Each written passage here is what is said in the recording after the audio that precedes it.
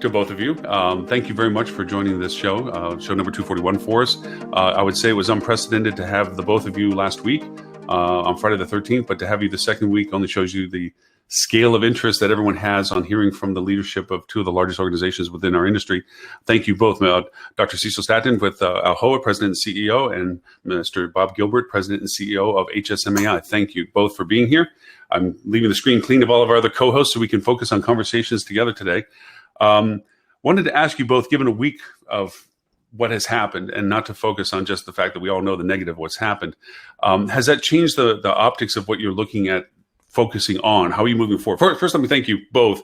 The response from both associations and the content that you've been bringing to the community, the educations, the webinars, and thank you. I've had the privilege of participating in some of those from both of you to help bring that to the market. But that has been, I think, probably one of the most helpful aspects. People hearing from literally the source of their associations, what's going on in more accurate terms, minus the white noise that's in the background. But has much changed in your perspective going forward now that it's a week later? And Doctor, we can start with you if you like. Well, thank you very much, Lauren. It's great to be back with you and Bob today. Yeah, what a difference a week makes. I think there's a lot more perspective after this week. Probably a lot more shock and awe at the magnitude of what has happened, because obviously there have been a lot of developments within the economy, the government's response to it, that really has had a huge impact. So I think a week into this we have more of an understanding of what we are truly facing, and it is monumental. Again, not to spend time rehashing what all of us are hearing in the news, but for our industry, this has now reached a place which is probably far greater, more significant, more devastating than even 9/11 and the financial crisis of 2008 and the Great Recession. And so we are facing something of a tremendous magnitude, and I would say a week further into this, the one thing that is encouraging to me is how this industry has come together. It doesn't matter what aspect of it you're associated with or working with, or whether it's brands or franchisees or vendors or suppliers. I mean, we're all in this together, and it's going to take a great deal of effort to get through this, come through on the other side, and pick up the pieces for our industry, which has always been resilient, and get things going again. I would say this week for us, we have been just gearing up, putting all of our energies into how we can help our members who are hurting and who are facing significant challenges. And the main challenge they're facing is liquidity. At the end of the day, it's about how do you meet payroll and how do you pay your mortgage. And that's just like any other small business in America. Our members are trying to figure that out. And so we're trying to help them. I think we've had just in the last week 16 new webinars we've added to deal with just various aspects of this that are impacting hoteliers on the ground. And so it's a challenging time.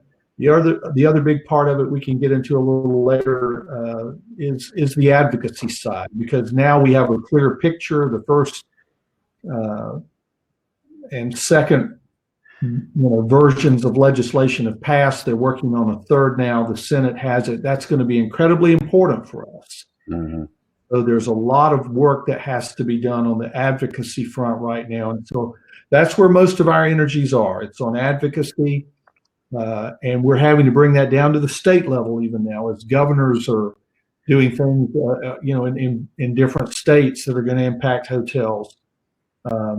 It's advocacy and it's education. And that's what we see our focus being for the foreseeable future. And obviously interested in hearing Bob's perspective on all of it as well. Mr. Gilbert. Cecil, you summarized some things really well. The industry has come together. I would say the biggest surprise for me in the past week, and first of all, I should start with some good news. It's nice that we're not doing this on Friday the 13th. Not that I'm a suspicious person, but it's another new day. But every day is different. I don't think anybody was prepared for the scale of what we've seen and the speed at which we've seen decline in travel behavior happen. A week ago, I had penned an article for the industry on really, why we were not advising people to really be careful about any layoffs of sales or marketing or any revenue generation positions. But as Cecil pointed out, even if owners of their best intentions know they shouldn't do that, if they don't have the liquidity to sustain any payroll, they're making really tough decisions. So in the last week, we've seen many of our members furloughed. If there's any good news there, a lot of these furloughs are only for 6 to 8 weeks, but that's a huge disruption to people that know they can be productive, trying to find business for the hotels in whatever the Q3 or Q4 is going to be, because typically, your sales and marketing people are looking to the future and they've got a lead time. Somebody has to be managing that funnel and that pipeline of business and marketing efforts. But when you hear, the level of despair, where the reality, the shock sits in when you listen to, I know many people viewed this week the actual meeting that many of the hotel company presidents had in the White House. And then a lot of people, they saw Arne Sorensen's video that went viral, I think, last night. But I mean, these are people that are well respected in the industry, and you're hearing the horror stories of the realities of how their companies are performing and the impact they've seen. And what Krista Setta says that it's something Hilton's never seen in their 100-year history, or Arne says this is worse than World War II and the Great Depression from what Marriott's seen. I mean, these are truly unprecedented times. I know that gets overused, but I think from HSMAI's perspective, we've clearly defined our swim lane, if you will, is number one, keeping our members together as a community, providing things that are going to be a resource to them, whether they're employed or unemployed. The ones that are employed, making sure they're focused on what are the highest and best uses of their time as sales, marketing, and revenue people, because there are functions for them to be doing. And we really want to make sure they're prepared for leading the recovery. So when the recovery does come, they can accelerate it for their hotels and their hotel companies as quickly as possible. And I think that's probably the best use of our time and resources, is making sure that people are prepared for that recovery when it's come. The other thing that's come out of this past week is there's a little bit better data now. Certainly we've seen the quantification of RevPAR declines here now in the U.S. for a couple of weeks. We've seen that globally. We've seen some phenomenal statistics on what the occupancy drop has been by country around the world.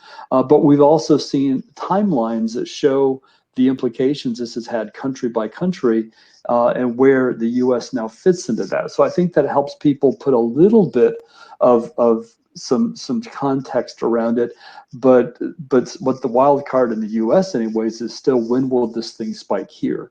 When does that clock start ticking in terms of when we can expect any normalcy and predictability of when people will be able to return to normal travel, or at some level of travel.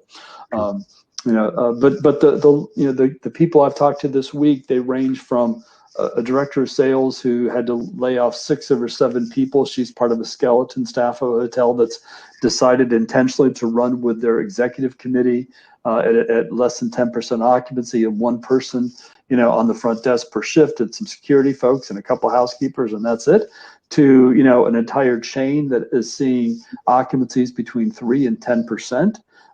With one chain, to another chain, a select service chain that has hotels that have dropped from 80% to 50% because of where they're at. They're still seeing some business, but then they have other hotels in other markets that are down in that 10% range as well.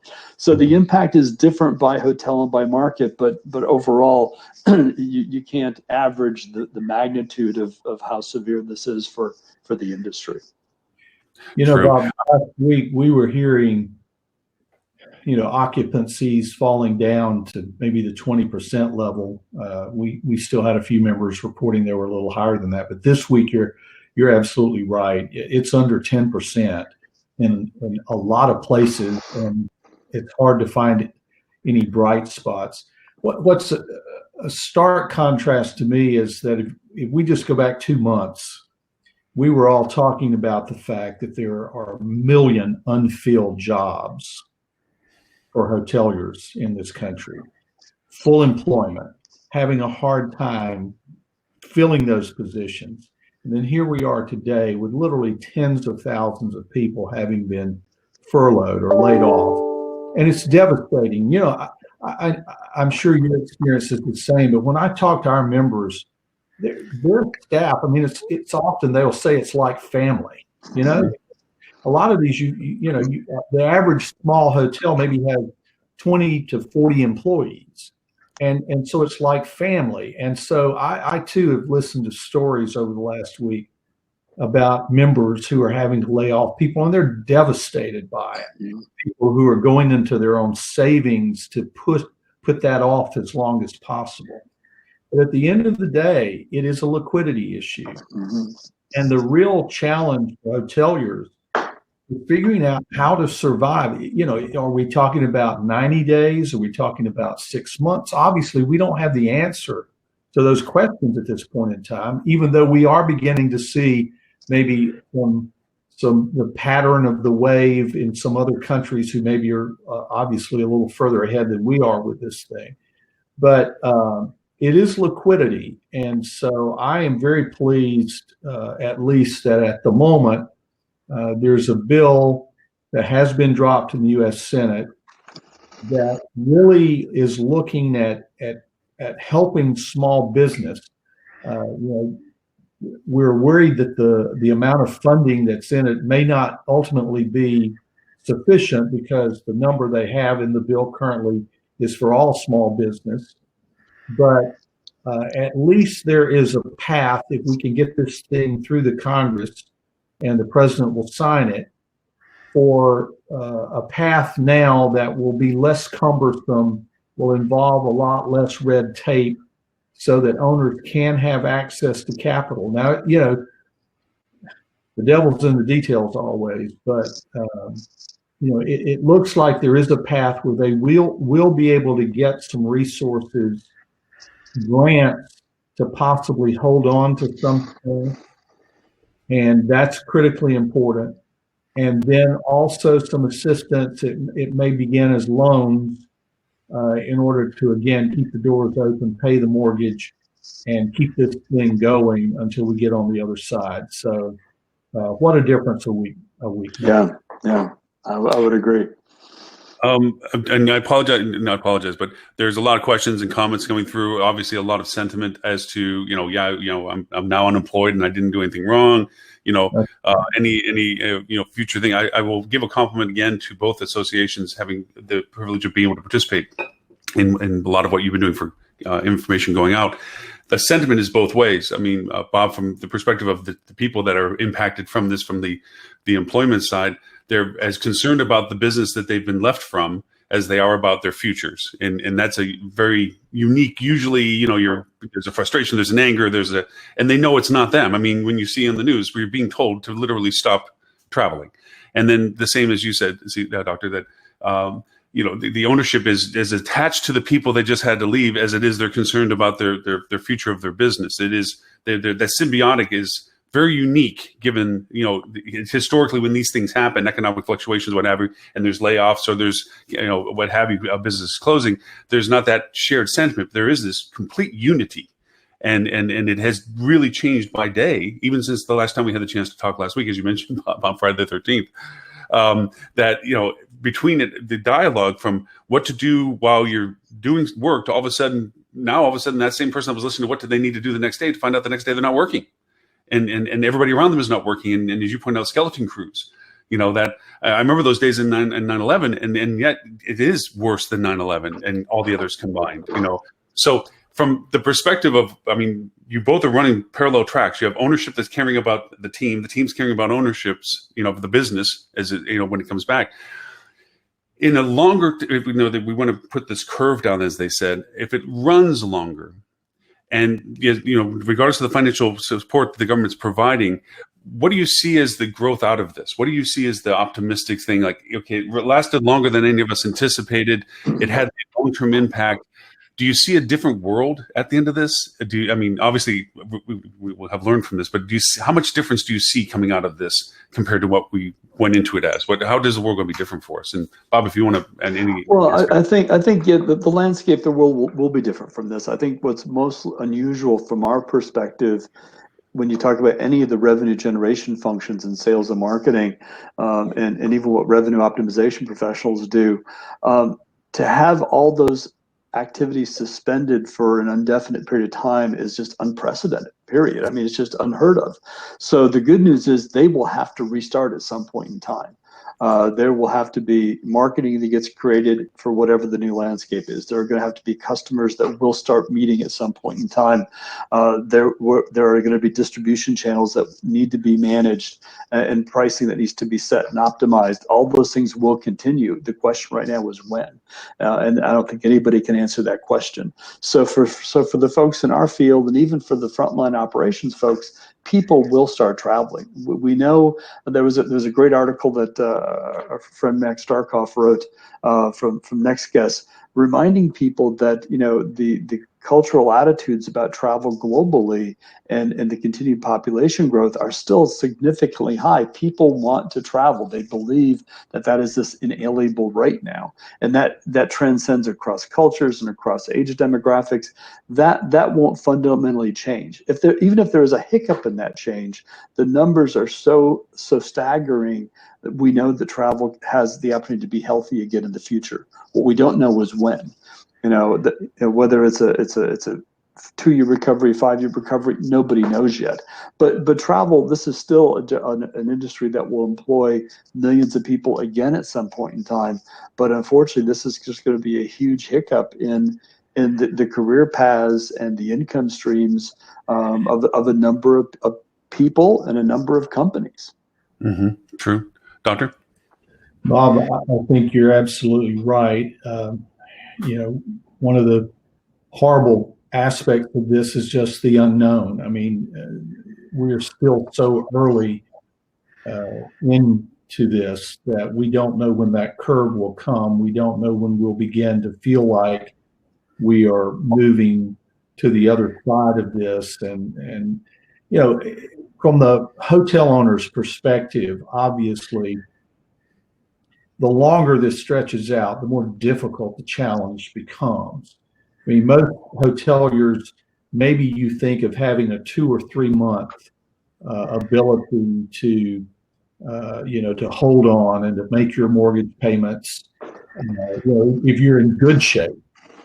Obviously, for some, 90 days, there won't be resources to even make it 90 days. That's why these programs from the government that are being discussed right now in Congress are so important. As you mentioned, Lauren, one of the comments you received, this is no one's fault in terms of our industry. There's, it's not the employee or the staff's fault. It's not the owner's fault. And that's one of the reasons why I think the government intervention is so important. When people talk about or criticize bailouts, I get that. I understand that sentiment. But this is so unusual that, we really cannot afford as a country to have the total devastation that will take place if this industry is not allowed to find a way to hold on and to survive and to be there through the end of it. As I'm telling our owners and the brand CEOs we talk to, we're in this together. We need the brands to survive because this great franchise model has been so significant for our industry for so long. But the brands have to have the hoteliers to survive, because that's how they derive their revenue at the end of the day. So we've got to find ways to hold on, and we certainly at this point hope that we're talking about weeks and months rather than a longer period of time, but we don't know. Right. What I think is going to be important when we do reach that point in the curve, and this is something I've been saying to our government officials and elected officials when I have the opportunity to talk to them, we've got to be concerned about messaging, because just as we have received the message all the way up to the President of the United States to really stay home, shelter in place, take care of yourself, we're going to also have to have the all clear at some point in time. We're going to have encouragement for people to travel. I think you're right. We're resilient. Our industry is resilient. I really think there will be pent-up demand, which I hope will sort of help us take off more quickly than even we can hope for at this point in time.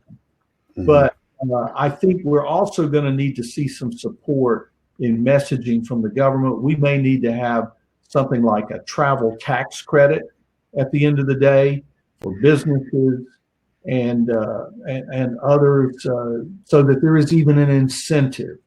And I think it's something we're going to have to think about as hoteliers and maybe staff when we're coming back in. How do we create that message that everything's okay at the end of the day when we get through this, so that we can help get people back to travel as they were before, and get this thing going and the engine revving once again for our economy. Well, Lauren, you asked about what does the landscape look like on the other side, and I think there's a stark reality. There's three scenarios for hotels and three scenarios for individuals on the other side, if you will.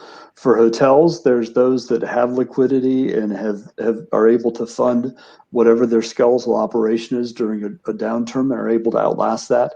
That's one scenario. The second one is those that are going to depend upon some type of an aid for that from the government or other sources. And the third side that nobody wants to talk about is the reality of what happens when somebody does go into bankruptcy or foreclosure. And certainly nobody wants that. But I'm old enough to remember when I was in the hotel business, when there was a government agency called the Resolution Trust Corporation that was doing nothing but taking back all of those bad hotel loans.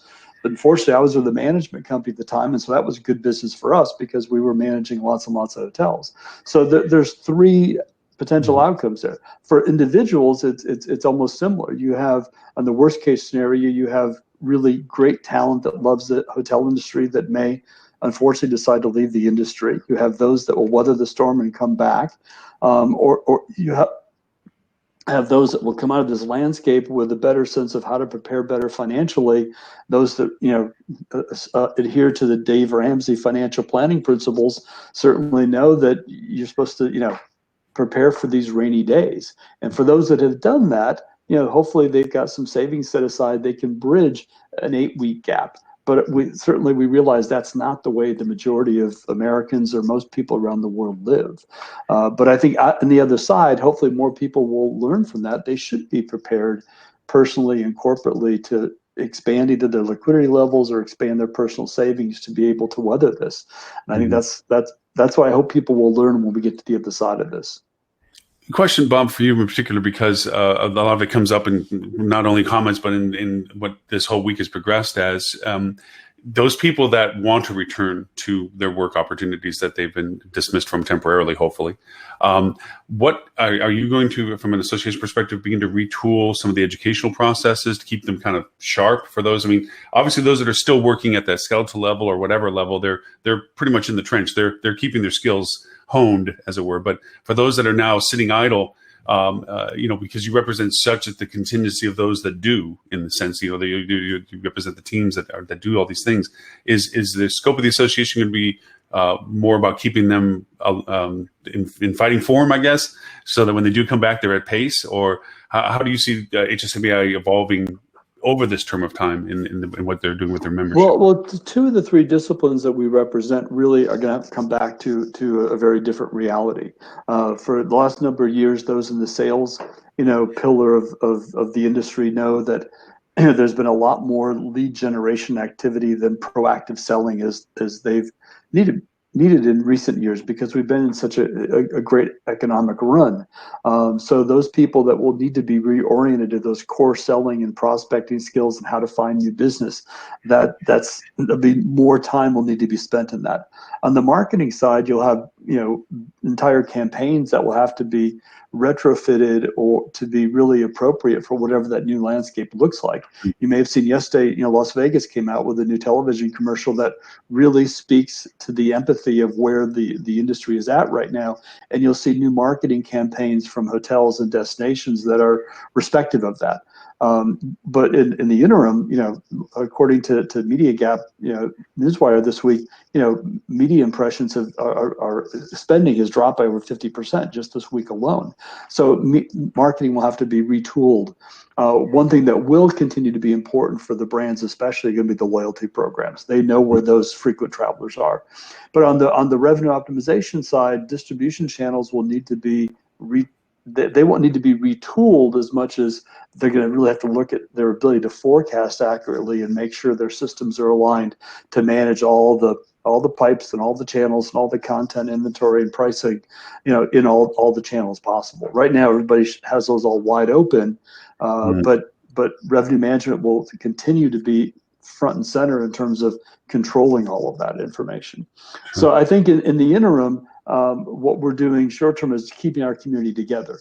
I mentioned last week we've done a series of webinars like AHOA has done as well.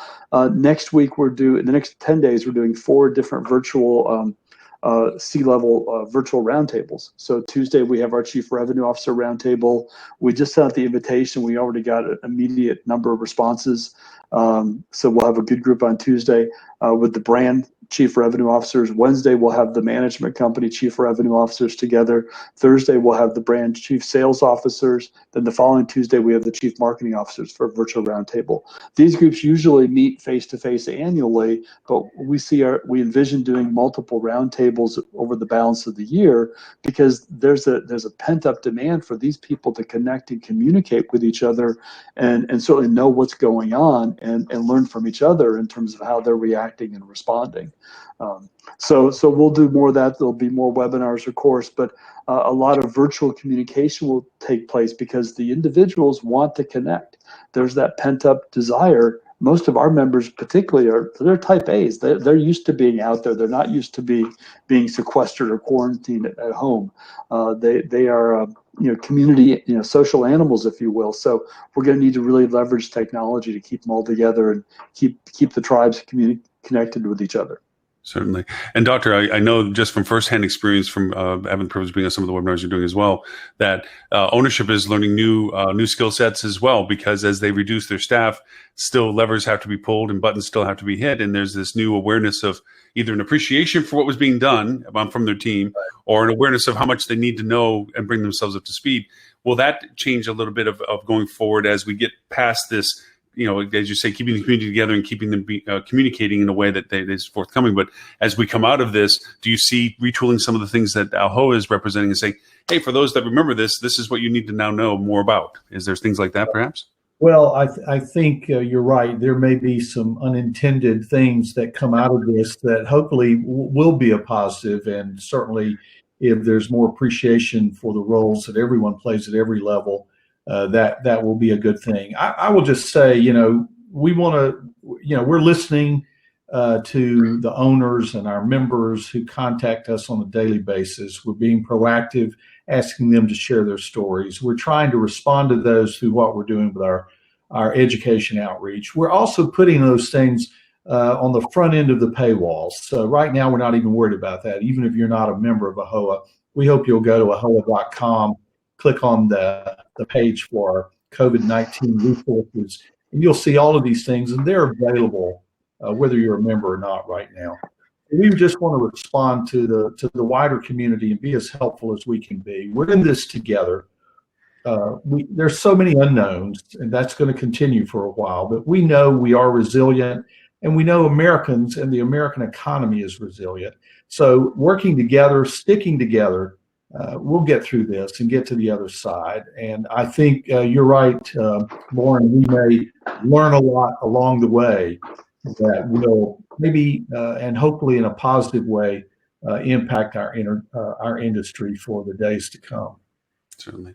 Mr. Gilbert, gentlemen, we're at that 30-minute mark, and I, like I said, I wanted to honor that because last week I said 30 minutes and it was an hour later, and I know that given the weekend and the week before and the weeks to come, that there's a if you can get a half hour of break, that you could somehow just relax and not have to focus on this for even a brief moment, as it would probably appreciate it. So I don't want to take too more of your time, but I do want to make any opportunity for any closing remarks as to always, of course, this show and its audiences are at your disposals.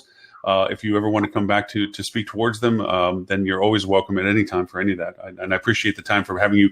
It was like winning the lottery for 2 weeks, being able to have both of you on the show and collaborate this way. And I sincerely appreciate that privilege. From a closing perspective, anything, Bob, do you want to mention as to looking forward to and what have you also, I know from the insights and the emails and the newsletters and the constant, you're pushing out a lot of content to people as well as to awareness of what's going on as well. What would you like as closing comments as to going the next week, I guess? Well, you have to break it down into smaller timetables, I guess.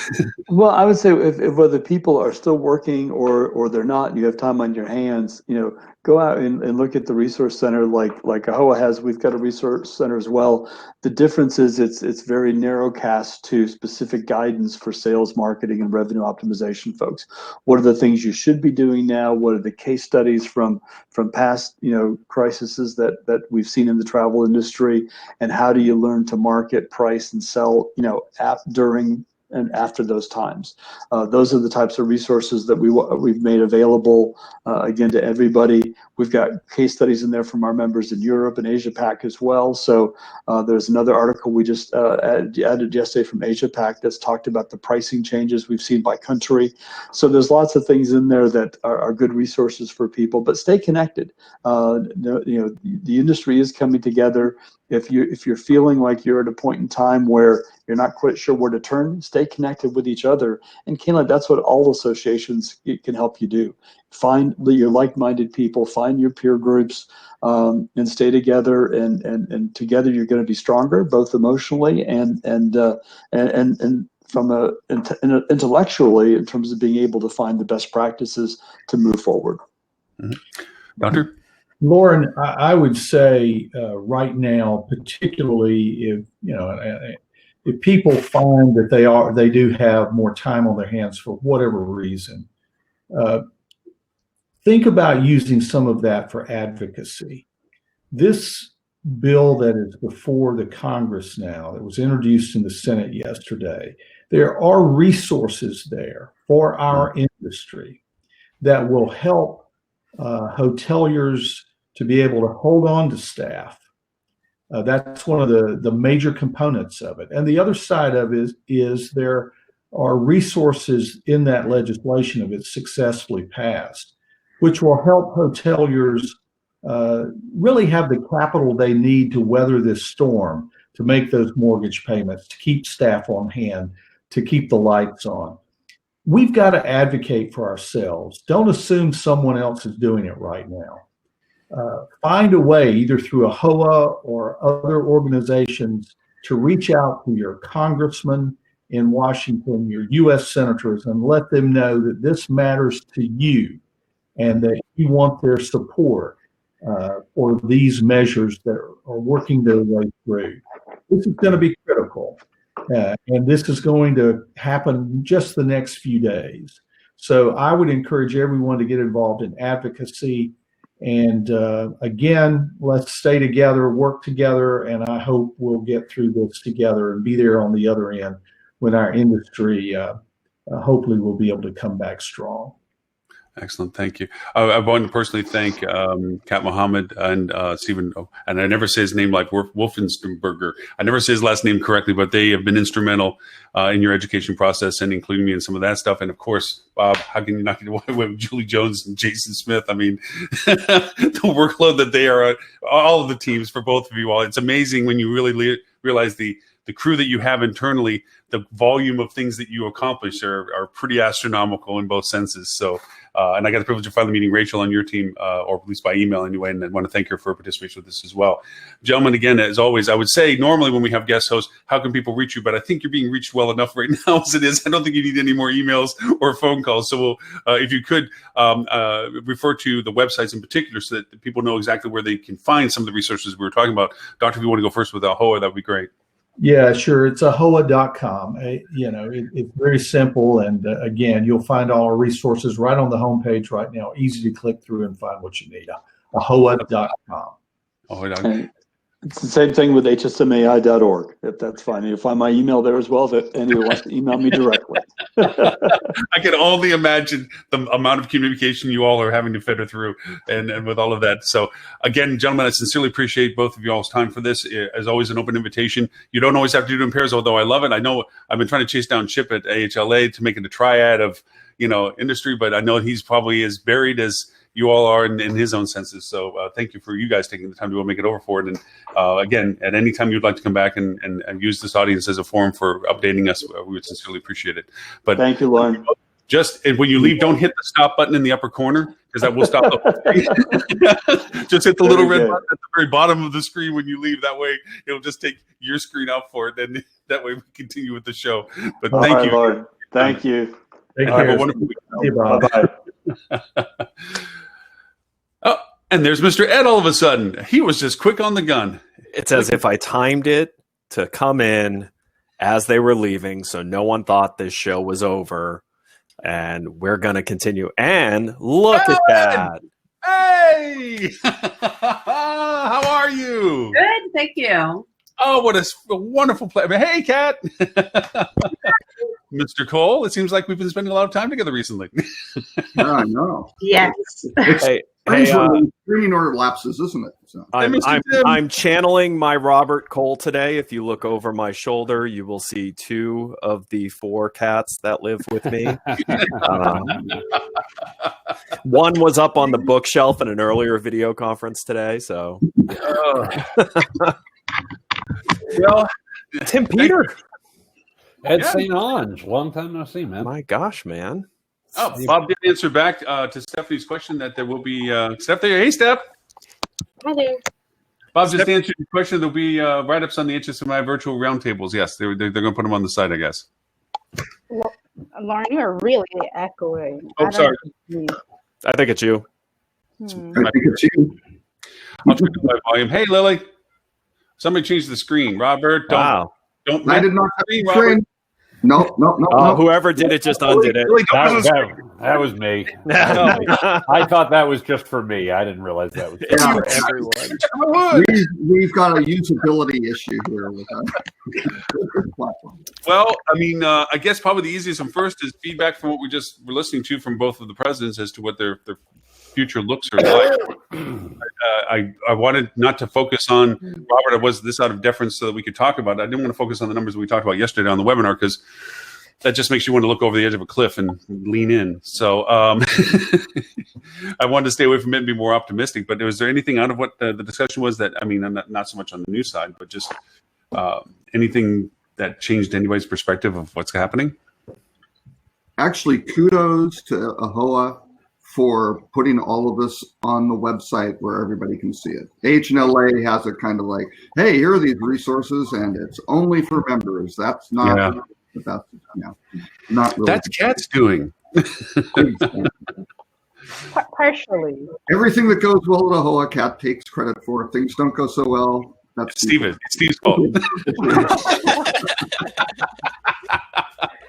Hey, I'm done talking for a little while. I'm going to let you all. You put a great list out, Robert. You had some scary numbers. I know we have even scarier numbers, and I am so happy to see Valyn. And I'm Tim. You know, it's strange to say, but I'm happy to see you.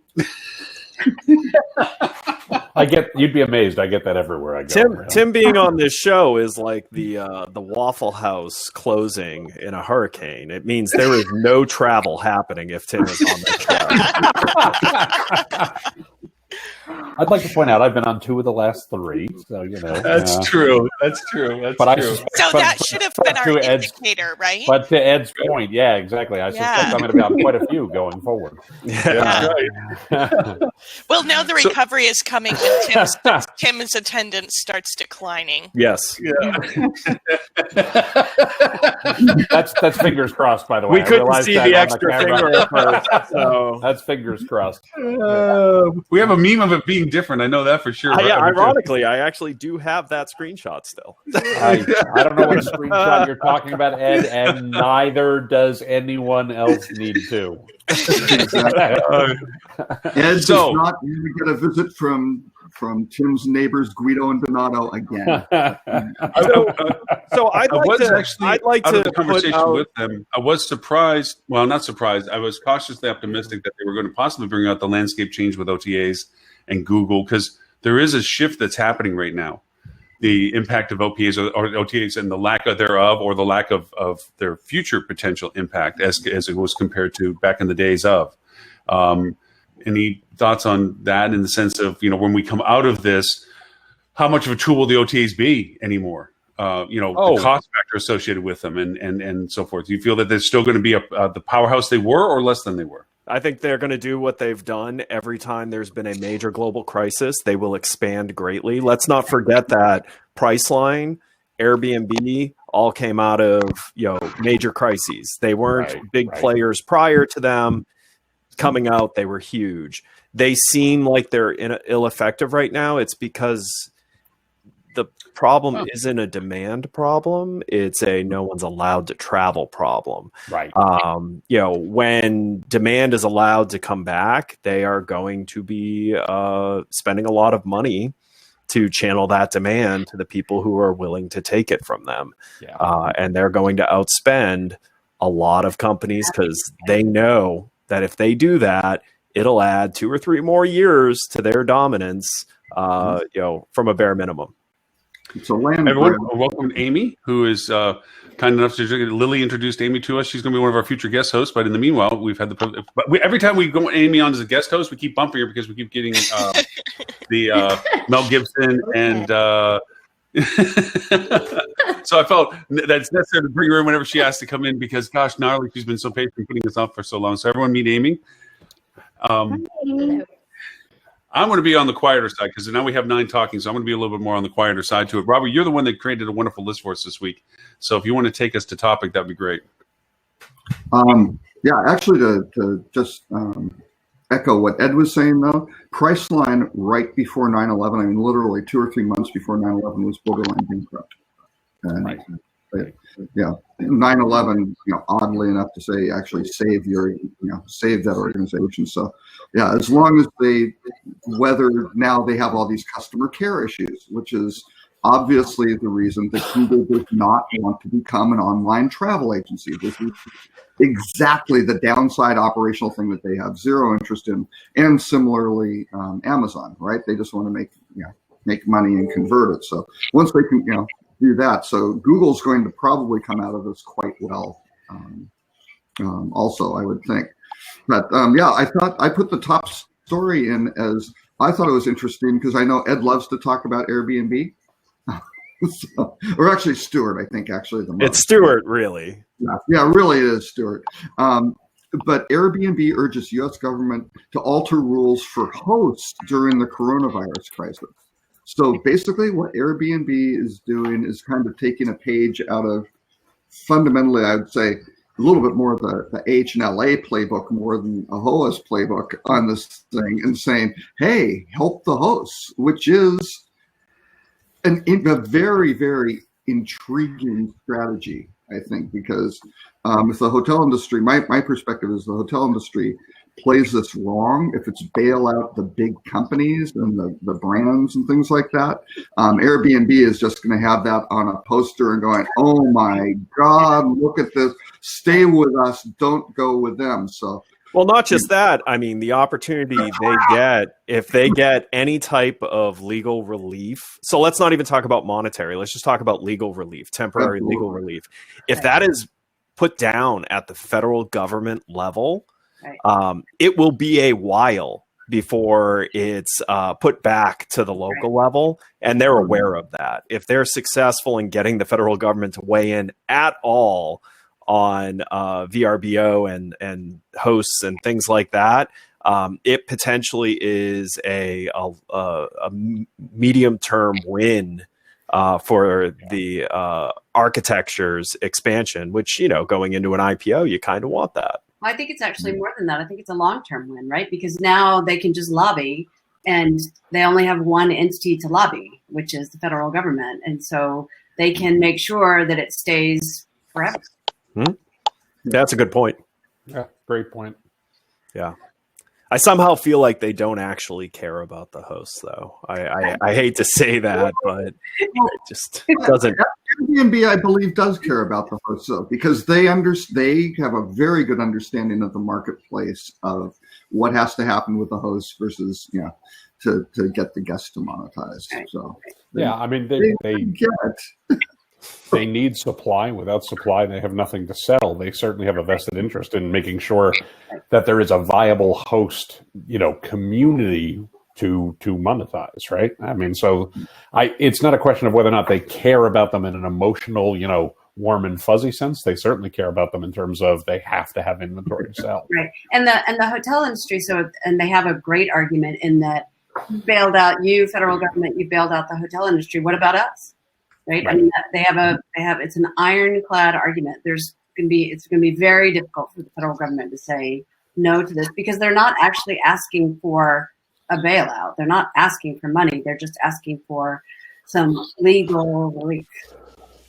Right, which they're likely to get. Yes. And it's likely to be forgotten that they were given that for a period of time. Right. Yeah. Yeah. And so they could just continue. Right. Right. Yeah. Version of me. Oh, I'm not going to touch that. But I do wonder. That's a really, really false analogy. That's just not. Yeah. Lily, go ahead. Sorry. No, that's fine. Sort of kind of along those lines, though, you have to wonder, I'm pretty sure we were just talking about how much debt we're in as a nation, and now I feel like money is just being thrown at this by the government in a variety of ways, some helpful, some that seem a little pointless to me. So what's going to fund all of this in the long term? Oh, it's funny. I've spent a lot of time talking about this because the interesting situation we're in is every single country is going into deficit at a high percentage versus their population. So when you're in a currency structure like all of us are, that's really just, do you believe that this is worth the value that we've assigned to it? When everyone goes into debt, it's as if no one went into debt. Now add to that the fact that the U.S. economy and the U.S. dollar is the most trusted currency in the world. That's really paying off for us right now because people are pouring into the U.S. dollar. If you look at how the U.S. dollar has performed this past week, it's gone up tremendously in value versus all the other currencies, which actually gives us even more of a checkbook to be able to write, because our monetary policy would affect the value of the dollar. And with the dollar inflated because of worries of collapsing governments, we actually can weather putting out more cash.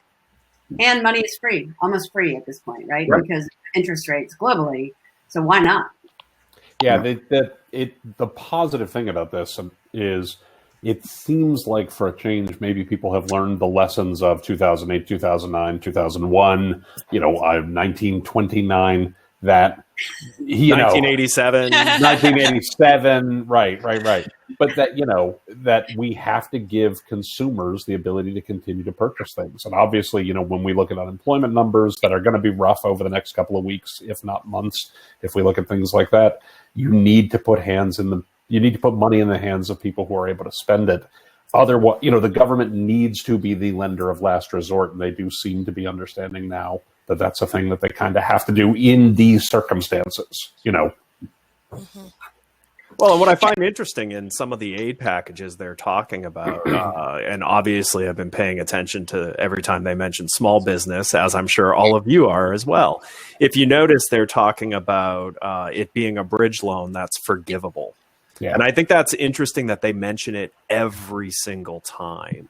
I think there's a strong plan in these next couple of phases of deploying capital is to get small businesses shored up. So hopefully the small businesses can, if they've already laid off, potentially pull their people back, or at least be able to hire faster than before. And then I have a feeling the government's going to forgive it. I think they're going to let it run maybe 18, 24 months and then do hey, we're doing this now because it's choking the economy again. All this debt that was taken out. I don't know what you guys think. I'm reading tea leaves here. That's what they're going to probably have to do. I mean, because the actual funding levels right now, I mean, the U.S. is very, very low. I mean, even these huge packages they're talking about are maybe a percent of GDP or something like that. Some of these European countries, they're up at like 15%. I mean, they're in just massive infusions to keep things going. But yeah, it's going to be very interesting to see how all this falls out of, basically with bailouts for large corporations is basically de-risking those industries for investors, right?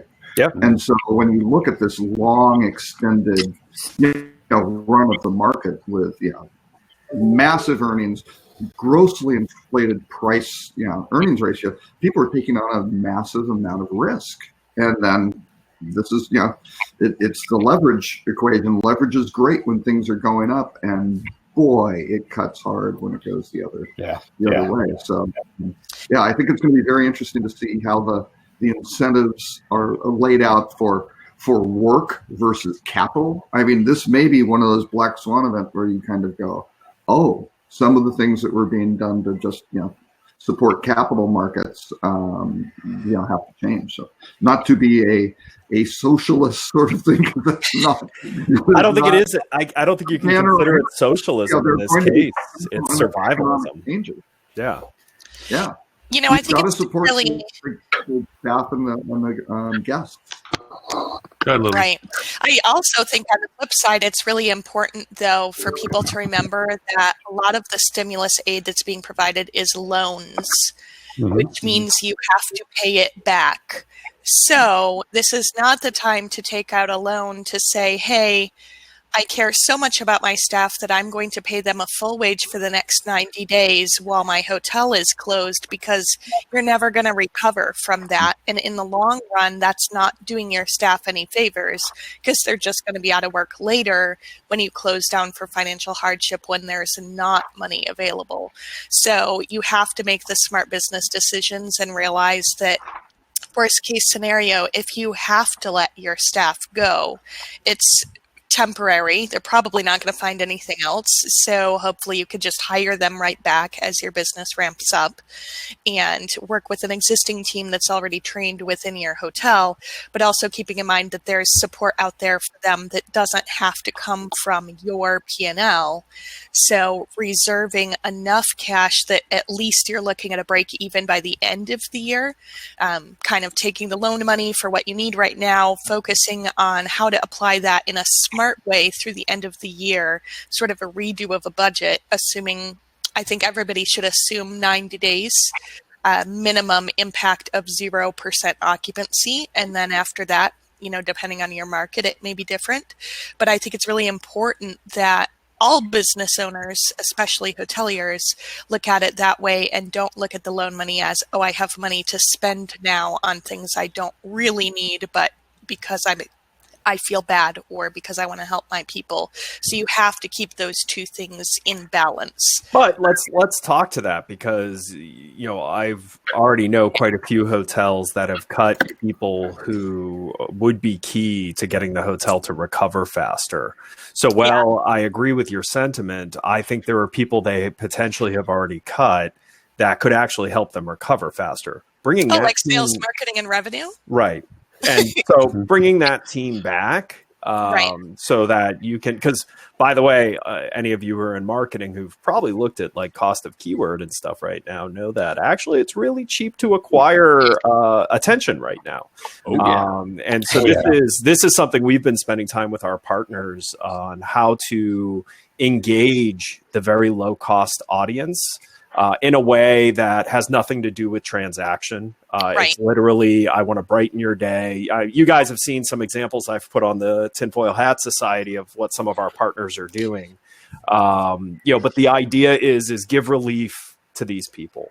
If you are someone who can distract them and have a plan for how to keep them engaged in that type of engagement as long as they want, you're actually going to be pre-building demand for your return. And potentially be way ahead of the curve, because we all know that if that proverbial all clear happens at once, everyone's going to just start pouring capital in to get their demand. I need my demand. So, and they may not be pouring their own capital. They may be going to Expedia and saying special deals, special stuff, and then Expedia is going to deploy capital.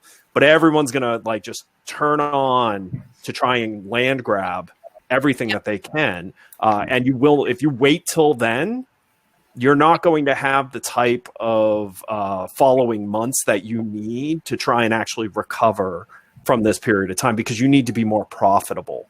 There also are, a lot of studies that back this up, as well as, real world experience during the 08-09 stuff, during 01-02, et cetera, that, the companies that continued to market intelligently. This doesn't mean just take all your marketing budget and throw it out there the same as you always would, or things along those lines.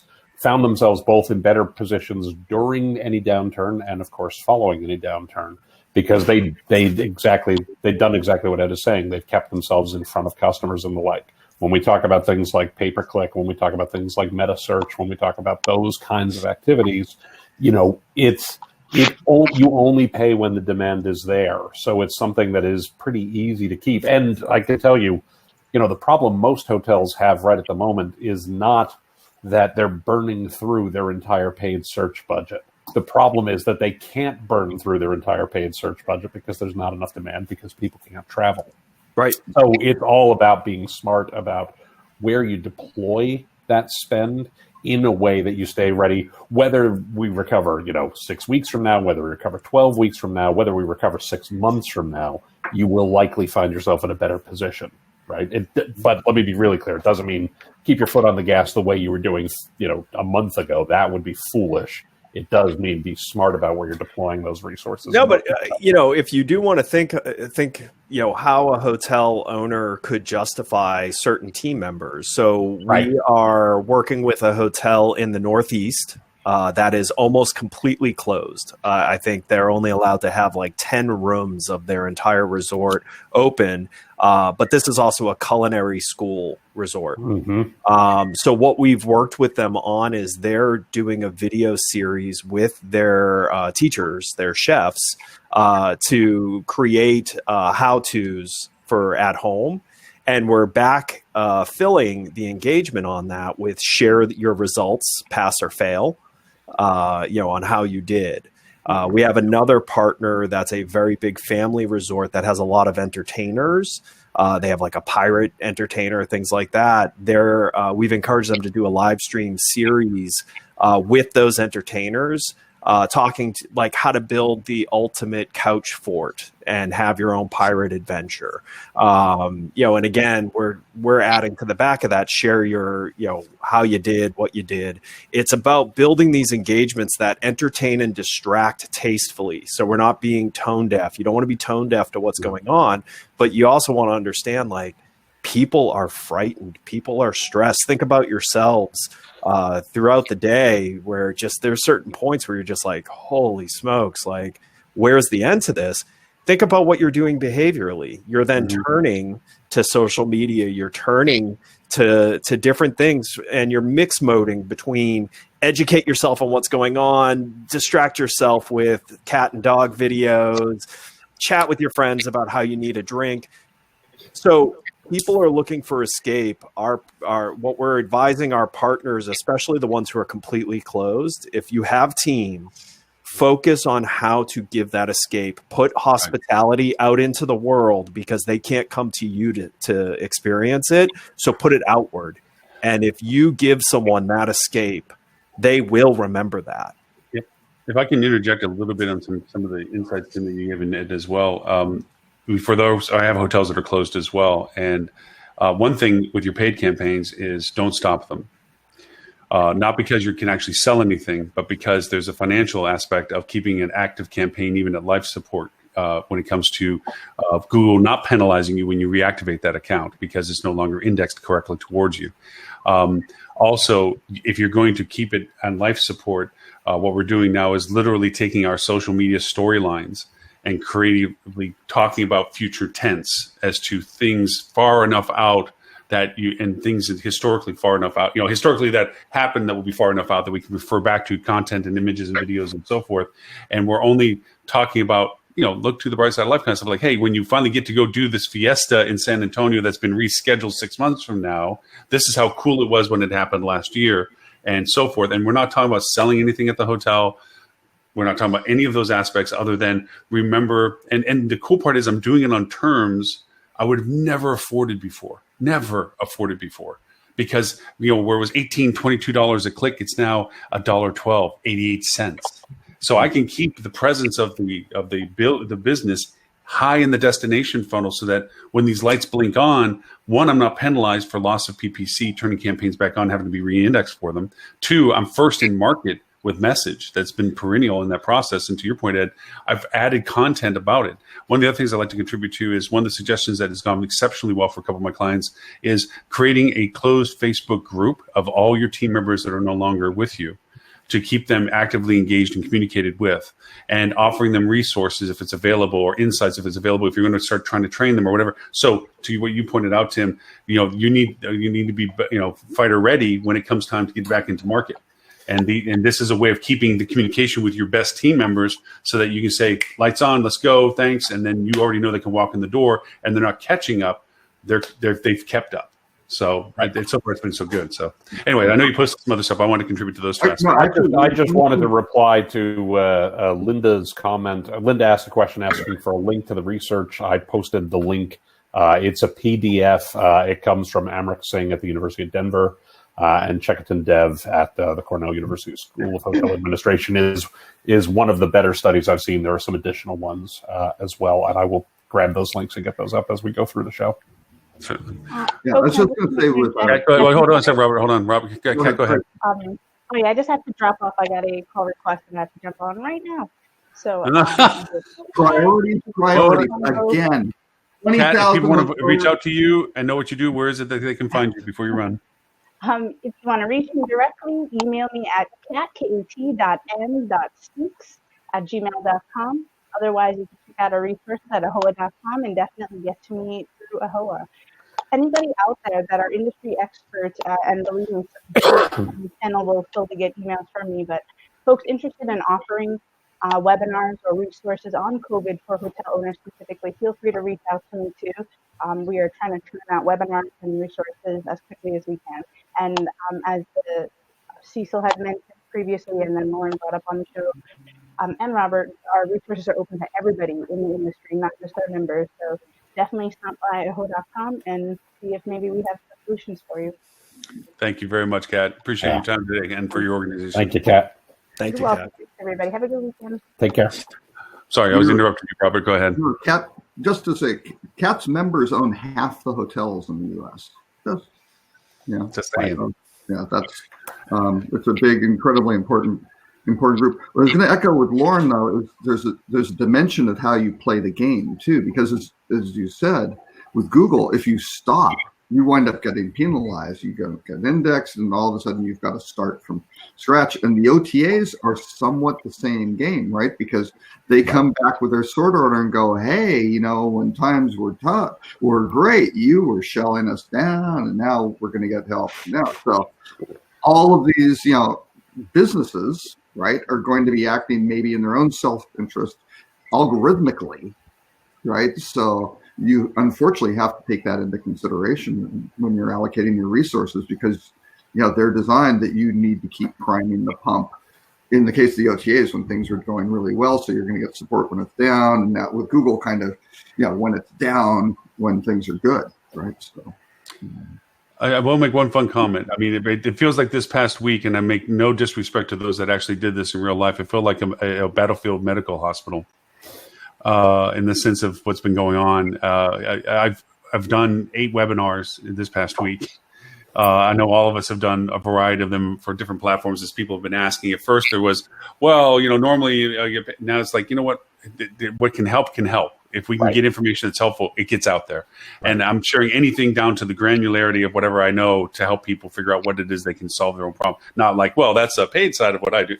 No, it's whatever I can help with. But that in mind, it's been kind of interesting that as they've gone through this furloughing, they're almost looking for the keys to the car over the seat of the driver's seat. Owners are going over and say, okay, empty office. What's this little thing with a keyboard? They don't know. They didn't take the time to know who had the keys to the stuff, or what accounts they had, or how to access them, or what they're doing, or where this is going on. And it is kind of like, wow, I just shot myself in the foot. Well, maybe before I told everybody to go home, I should have asked what they do or what they access. So I would strongly admonish anybody that's in the process of still going through this layering of who they keep and they don't keep, self-audit at this moment in time. Ensure that what you do in progression, you turn the lights back on afterwards, that you know where the switches are, so to speak. Right. So that's one thing I've learned definitely out of the conversation. Can I add one little comment? I don't know if I've shared this on the show before. Sabre had a massive outage, and I believe it was 1998. I mean, down a third of the world. Oh, yeah. Remember that? Remember that? Yeah. About 5:45 p.m. Remember sitting there at your desk, and it was like, what's going on? The reason it happened was there was a layoff. They had a downsizing at their Tulsa center, right? And that's fine. And the administrative assistant to the head of the Tulsa center was very diligent, right? She was leaving, covered off everything except for one thing that for years she was responsible for refreshing the PNR queue. And that little 6-character code, right, that you get on your thing, that's actually a memory location, right? It isn't a file or a database. This is old technology. And every once in a while, when you start to run out of those, right, someone needs to go hit the thing, and it gets rid of all the ones that, that ticket flew 6 months ago or whatever. And gets on. Well, she forgot to hand that off. Oh. And the weird thing about Sabre being really old technology is because that's a memory location. When you're out of those, the guys who are trying to maintain it can't do anything because they need a memory location to log in and to go do whatever. So it was down for 4 hours, and then they finally figured out what happened, and they couldn't run the program because it needed her routine needed a memory location to go do it. So somebody went in with a magnet, I think, and erased something on the disk. So Robert, when you were checking in as a front desk clerk in Pompeii, did you put the torch out at the front when you were over? No, we did not use torches. That was a fire. We used rocks. I'm sorry, it just was like, my God, that goes back a long ways. So Lauren, to build on your point, it's not only understanding who does what when you close down, but it's also understanding who does what when you furlough, right? Or you take rooms out of inventory. Because we've been doing a lot of hand-holding for the people who run our applications at the property level. They get furloughed or they get laid off, and suddenly nobody understands how to deal with a guest request for no-self. How do I do that? Where do I log in? Because they've gotten rid of the people who know. And we always, it's almost always frantic GMs calling us. What? So that's something else that they should do is not only when you close the place down, but if you're going to partially close or get rid of half the staff, make sure you know who you're getting rid of. It's funny that I've had some people reach out to me, previous clients, and literally GMs or ownerships going, hey, Lauren, you did some stuff with this, so forth and so on. Do you still have access to such and such? And fortunately, they never went through the audit to clean us off of it anyway. Like, yeah, I do. And he's like, oh, thank God. And you have to literally go in and be like, okay, yeah, and I go to accounts like, dude, you got to pay your bill. Expedia is waiting. You're doing how many ads run? It's because you get a past due, man. But it is in that sense. It is amazing how sometimes you step past your means and you're not. This hasn't happened this way before. This timetable before. Well, because what's different about this one is this is not an economic crisis. And I want to be really clear. It is an economic crisis, but it is an economic crisis predicated on a health crisis, right? You can't make predictions about what's going to happen to the economy until we can figure out what's going to happen, from a health perspective, from a public health perspective. Any forecast that say we're going to be back in business in 3 weeks, 4 weeks, 6 weeks, 10 weeks, 12 weeks, they're based on an assumption, based on an assumption, based on an assumption, based on an assumption. That right now, too much of that is just up in the air. Yeah. What you have to do is make sure you're putting yourself, as Lily pointed out, as Robert pointed out, as Ed pointed out, as Valyn pointed out, putting yourself in a position, first survive, right? What is your plan look like for 3 months from now? What does your plan look like for 6 months from now? What does your plan look like for 9 months from now? Because we're not really sure which of those is actually going to be the right plan. Make sure you're here in 9 months. Make sure you're here and say, right? Realistically, right? Mm-hmm. Mm-hmm. And be able to adapt the plan as circumstances change. Because, we're talking about, think about the amount of change that's happened since Monday. We are, for better or worse, and there's a lot of conversation we could have about this, but for better or worse, a lot of this has happened in terms of what's gone on in the last week, right? I was still traveling Sunday, not because I'd intended to, but because I was already out on the road and hadn't made it home yet, and so a lot of things have happened in just the last 5 days. And I think we're going to continue to see a lot happen over the next couple of weeks. This week has been the longest year we've ever had. The thing I'd add to your planning is to jump on something that Cecil had said, which is get talking to your politicians. Make sure they understand the impact of your business, how many people you employ, what your average salary was.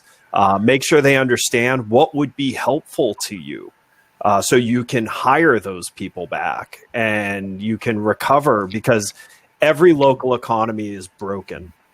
Like the only people doing okay right now are grocery stores and farmers. Like, that's about it. Like, and even that's not a high margin business, so they're not killing it. They're just selling more than they usually do. But the impact, and it's crazy when you think about even some of the small things that have happened this week, we will feel 20 years from now. Like the fact that the majority of kids in public schools likely are to be held back this year, which means Ed, Robert, Lauren, and I won't 20 years from now. Well, for those of you who have 20 years left on your life, hey, or more, I'm 27th year so far, and I'm going to hit high school soon. Speaking of being held back, Lauren. No. But, sorry, you were saying, Ed. Just closing the schools, there's a few ripple effects that's going to have. One is obviously you're now going to have this generation that's going to graduate a year later than every generation prior to them. The kids who are high school seniors right now are in a really weird position because, like, for example, state of Florida is not releasing grades this year. So if you're a high school senior, you don't have a senior year GPA. Wow. Ooh, wow. The colleges are going to have to adapt to that. They're not going to be able to just say, no GPA. Well, the rest of Florida is still pretending like nothing's happening in the rest of the United States. So.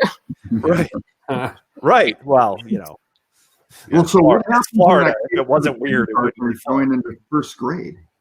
Right. So I have a kindergartner, and we're going to have to figure out. So luckily, the school we're in, classes start on Monday, remote, fully online, full curriculum, everything for both of my kids. So hopefully they won't have to stay back a year. Do you remember the movie Yesterday where the lights blinked out and the Beatles disappeared? Mm-hmm. Yeah. I was thinking about as you're talking about this is like we think when the lights come back on, we will go back to the world that we started with. That this will go back to the normalities of what we had before. But what is this going to change? When you think about how many people are going to still wear gloves, because now can you really trust grabbing the subway rail, looking how fast and fragile our society is on something like this? We're going to look at the rubber band effect.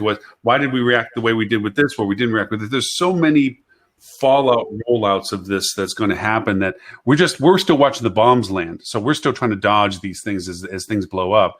But when that stops and we start trying to reconstruct what we're doing, we're going to be reconstructing a different paradigm to what we entered this with. Just like 9/11 changed our perspective of the world, this has changed our perspective of our volatility of humanity. In a positive way, we are globally looking at this in a singularity. When there is no unaffected area to any degree. And even if it is, quote, unaffected, it's either not reporting or it's going to be affected by all that's around it. So there's no place on this planet that isn't affected to what goes on in the future from this tense. So from our perspective, having one of the largest industries and one of the largest employment industries in the world, how we handle the growth, you're right. We're all going to bum rush when we have the chance to sell. We're all just going to be like, yeah. And then there's going to be the fallout of those that don't even have that chance. They're going to start the car and there's no gas, So it's going to be a very different way we approach these things. We talk about it as if we're going to turn on certain switches as if they're just turned off for now, but those switches may not even work when we flip. Right. That's right. And the long-term effect of a lot of this, I think you're going to see a lot of companies who maybe always could have been remote start to realize through this process that maybe it made a lot more sense for their workforce to be remote. Yep. I think you're going to see education. Like now that you have public schools looking at online education because they need to give these kids an education, I think you're going to see that open up as a real thing moving forward. I think certain things that were always the same way are not going to come back the same way. I mean, I think some of them are going to be greatly improved. But it is like you have to be, really looking at everything because you're going to blink and an entire part of the world is going to be different than it was and permanently different. Mm-hmm. Just like the Great Depression, it changed how people saw monies and how they actually lived their lives afterwards. They saved more and they did more self-sustaining in that sense, especially going through the war period as well. That culturally changed the world. And although I'm not trying to compare this to World War II, the impact globally is a fair enough closeness to it to say that we are going to change globally aspects that we don't even realize yet on some of this stuff. So I know from Amy, you do B2B and Valyn, you're dealing with the fact that it's from a business to business point of perspective. I can only imagine the calls that you all are getting as to, hey, thanks, but force majeure, click. Is that happening, or are you putting things on pause? How are you guys reacting to some of those things? We're actually, I'm sorry. Am I talking over somebody? We're actually working hand in hand with our partners right now for strategy and contingency. And actually what we're seeing, we've got some great examples of, just yesterday, a property in an oil and gas market, small business contracts moving forward. I'm part of oil and gas. Wow, that's a double whammy. Yeah.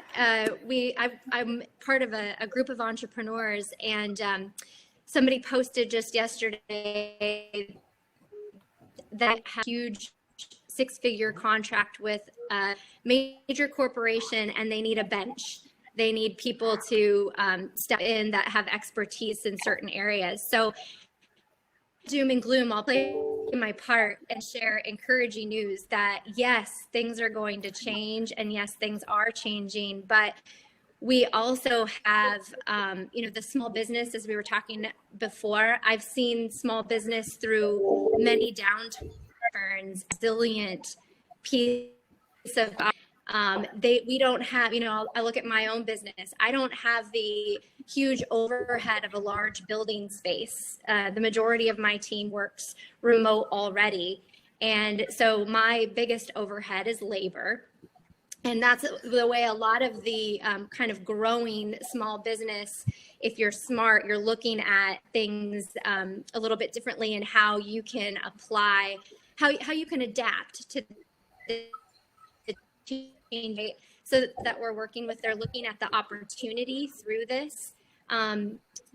You know, who is still traveling and who's doing well right now, right? So we still are seeing contractors, temp agencies. We actually had a transportation company that was like, we need help in Vegas. We need a hotel, and where do we go?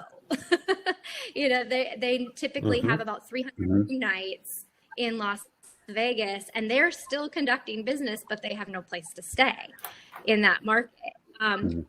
We also are seeing, you know, consumer packaged goods are really, obviously those companies are performing very well. They can't keep their products on the shelf right now. They're not traveling currently, but they have to work with vendors and small businesses that can help them their challenges with growth. So it's really interesting. You know, I saw a couple posts about Amazon growing positions. Walmart is staffing agencies, and those types of companies we're looking at. Government is traveling. And so I guess we see it from a different lens currently, knowing that things change on a daily basis. Strategy calls with customers, you know, sometimes every certain partners, and we're scheduling them out, you know, a week out, 2 weeks out to keep in check. Some hotels that we work with are closing their doors. They have to. We're holding things on pause, but they're also seeing that we have to be continuing to talk to the small business community that's going to be traveling again. And so we're actually interviewing a lot of those things. In a normal situation, what would your travel look like right now? Now that it's changing that, and what is your outlook? And no one can predict exactly, but we still have to ask the question and then hit the conversations with our hotel brand partners to keep up with the changing landscape and then adapt to that. So from our aspect right now, things aren't completely gone dark. We're still staying in touch, and we are still connecting with actual companies that are still traveling over the phone and booking business. Last week, I think I told you guys the statistics the week before. So last week, we sourced over $700,000 in new business revenue that spans from the next 7 months. So, you know, business is still happening. We have to still be connecting and engaging with clients. And I think everybody's really scared because you don't want to be tone deaf to the situation. But the reality, when you're approaching small businesses, you're asking the questions in the right way, heart-centered first. You know, how is your business doing? They're opening up and wanting to talk. I mean, we're being told more information than we probably would have been in a normal situation, right? When they were not working from home and not sheltered in and too busy. So energy news. So that's my Pollyanna role for today. No, that's awesome. How are you going to follow that one? I think I'm going to follow that one by saying this is exactly what Ed was talking about. We need to keep our sales and marketing efforts in place. Yeah. Like even for us as a company, and I apologize, I'm a little distracted today because we're working on, you know, basically we're shutting down a lot of our service teams and they're going to have to go on unemployment for now. So just coordinating some logistics there and tearing up a little bit as people offer to donate PTO to other people who don't have enough to run out and all of that. But anyway, I digress. We, like everybody else are still going to be 100% on top of our sales and marketing efforts right now. And, you know, we're pivoting to figure out what will make the most sense for people, because obviously nobody needs task force right now. There's a lot of unemployed revenue managers out there. That's no longer our core business, but it is helping people sort out how to manage their finances through this period, how to make sure that they'll be profitable, how they can be positioned for a comeback when demand does come back, whatever that may be. Whether it's 90 days or 6 months or 5 years, it doesn't matter. You still need a plan. So we're just maintaining that and turning, like many of you, a lot of our sales and marketing efforts towards free education right now in order to be a partner with the industry and working with our clients to say, okay, you've already paid this much. How can we use this money? Maybe not in your original contract mode. How can we change things with your contract so we can support you as long as possible with the funds you've given us to work with so far? So really, like to your point, Amy, I'm so relieved to hear that there was 700,000 in business that your team found last week. And if that doesn't tell everybody listening why their sales and marketing teams and revenue should still be working, even if it's part-time or remotely or whatever, I don't know what else is going to convince you. Yep. I just gotta say, you had two sides of the conversation to that. It's like, yeah, there is a bright side to it, and Robert knows from our webinars that we've shared and so forth. I've been a bit of the polyander on ones that we've done, where it's like, look, there are aspects of this, and there are things now and in present terms that you need to be doing for yourselves, and we give recommendations of keeping logs of things that you're doing now, because this is a teachable moment or moments or time, whatever you want to look at it, that you want to refer back to as to learning from. It also is the time when the world stood still that you can do all the things you said you wish you had time for, like go through your CRM databases, quantify your profiles and your personas, look at your historical feeder market data, look at your historical trend data, take time on all of your consumer sentiment platforms and so forth to flesh out and rechange all your imaging and your contents. And so there's just tons of housekeeping stuff, things that you can do. But to the point, don't shoot the person that does it for you.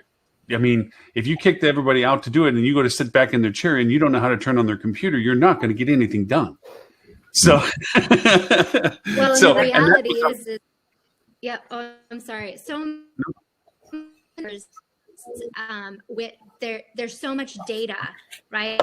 There's an insight that we can glean, and I would say now is the time. Like that's one of the things that our team is doing is our partners, we're working with the lights on during this time period, because our team is digging into the backyard. We know local is going to come online first, right? If you kind of look at the way it's been in the past when these types of events have happened, your first or local backyard, drive market, and then so we're actually creating heat mapping and business plans on basically a reopening to affect and how sales can deploy efforts. And actually, you know, if we can continue to keep an eye on the timeline, right? A lot of people are looking at the timeline in China. So they're now on day 2 of no new cases. Hotels are opening back up. We've got some of our chain partners have shared with us, you know, the amount of hotels that are now reopening. So if that continues to progress that way, and we look at our timeline in the same way, you cannot wait. Somebody made that point earlier. You cannot wait for it to just come back on. Your marketing and sales efforts have to be a bit ahead, right? So you got to kind of be thinking 3 steps ahead of where you're way. And so that's what we've been working on with all of our customers right now. Valyn, is it from your perspective of as a service to Lauren, I apologize. It's just approaching 1 o'clock, and unfortunately, I do have to drop. So, Mr. Tim, if you want to know you or find you, where is it they go and all that good stuff? TimPeter.com, TC Peter on Twitter, and you know, if I can drop one closing thought just real quick. You know, this is not the first tough time the industry has ever been through. It will not be the last tough time the industry will ever get through. You know, do what you have to do to make sure you put yourself in a position to be successful when things start coming back. Do the right things, you know, take care of yourself, take care of your teams, be healthy, be well, all that. And we will get through this. I keep running into cool things people are doing where they're, working with their local community and doing good stuff. We will get through this. This is, as dark as it may seem today, there's good times ahead of us eventually. It may be 6 months out, it may be a year out, whatever the timing line is, but we're going to get through this. So hang in there. Tim, thank you for the positive words. And look forward to hopefully dragging you next week as well, since you're not traveling. Cheers, everybody. Be well, be safe, and I look forward to seeing you all next week. All right? Take care. Thanks, Tim. Appreciate it. Thanks. Appreciate the time. So, Val, the reason why I keep trying to get back to you about this is because I've seen really bad circumstances of people, of software systems that are just holding people's feet to the fire. Skip force majeure, this is not that. Still pay us our contracts, ... And then I see other companies that are coming back going, look, use the systems, okay? Keep it alive. We'll talk about what we can do after when we all get back to the point where we're able to generate revenue. So we're from what you're looking at and how you all are handling your relationships and so forth, and of course anything confidential, I know you can't answer, but just how are you guys approaching this thing? I mean, this is you're facing it in a different way than us in that sense. So most of our customers use our products on a performance basis, which means that we basically charge a commission for the upsell revenue that's generated through our products. So it's if they use it, they pay us. If they don't, they don't. And so we don't have punitive measures in our contracts. So for all of the hotels, all the intercons in Spain, for example, that have closed, they're just offline. And the deal that we have with all of them is we deactivate them in the system and we leave it. We don't pull them out. We don't delete the app. We don't delete the product, but we just turn them off. And then when they're ready, they just come back, and this is our standard message to all of them. If you're closed, we'll deactivate you, but you exist in our system, and when you're back, give us a call, and we'll do a retraining and off we go. So for us, that's the best way for us to operate. For the properties that are still open, we have engaged them tactically. So we're doing, email blasts to the property. We're doing webinars on how to utilize the product, because what we do is we don't create demand, but we provide the ability to get a better guest service and at the same time get revenue. So we are doing tactical blasts to our customers saying, remember, this is how you utilize the pre-arrival. This is how you use the pre-arrival product. This is how you use the front desk upsell product. And we're doing webinars for that. We're doing PR for it. We've got LinkedIn posts going. So our focus in here is just tactical support. I mean, we're still selling. We still have salespeople out, but it's not a great time to be selling. So we sort of turn the whole company towards empathetic, tactical focus, right? How to use our products. If you can, if you've still got people coming into the building, you can use our products. Sure. Here's how to do it. Yeah. And for us, it's sort of both ways, right? It allows us to remind our customers that we can help them generate revenue, and no matter if you've got people walking in, you can use our products.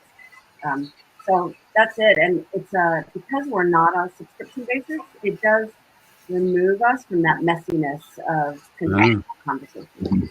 True. You just reminded me of something that we've often complained about. Bonnie, I keep thinking of Bonnie's statement where it's called Xerox training, where a person may have initially learned the system, and that person may have retained only 40% of what they learned of what the system does.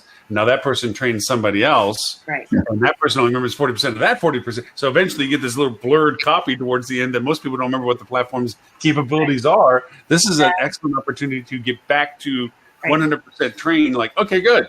Hey, let's remember, let's learn, and especially for those that may have been turfed and the people replacing them, they may need to learn the system because they weren't responsible for it up to that point, which is to the other point. I would say that probably any software provider has a metric that they look at, right? They look at utilization, especially if their property is in the cloud. So they can see how well a property or group of properties is utilizing the product or not through whatever metrics drive that piece of software. So it's really easy for us to see. Like we can spot, if the hotels haven't notified us that they've closed, for example, we can spot them in the data, right? It's really easy to find zero utilization of a product in the data.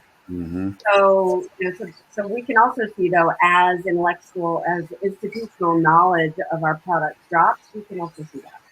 So, I would imagine any software company for the worth their salt could see that, and if they're smart, they watch it and they respond to it. Yeah. Steph, I know you've been quiet because you're a thoughtful, thinking person, and you're just absorbing life, its inner realities, cosmic purposes, and so forth. But you're Miss Brand. How much fun are you having right now?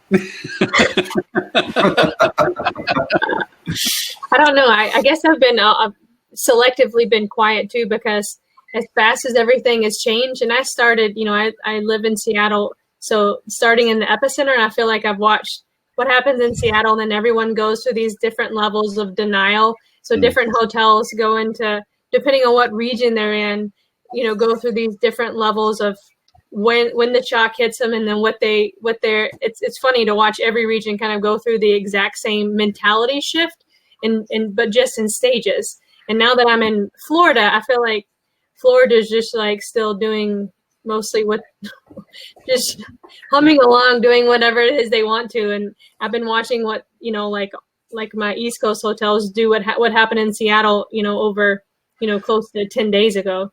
So it's kind of a tier thing. So I'm always afraid to say something. Whatever I believe today is probably going to change tomorrow, and change the next day, and change the next day.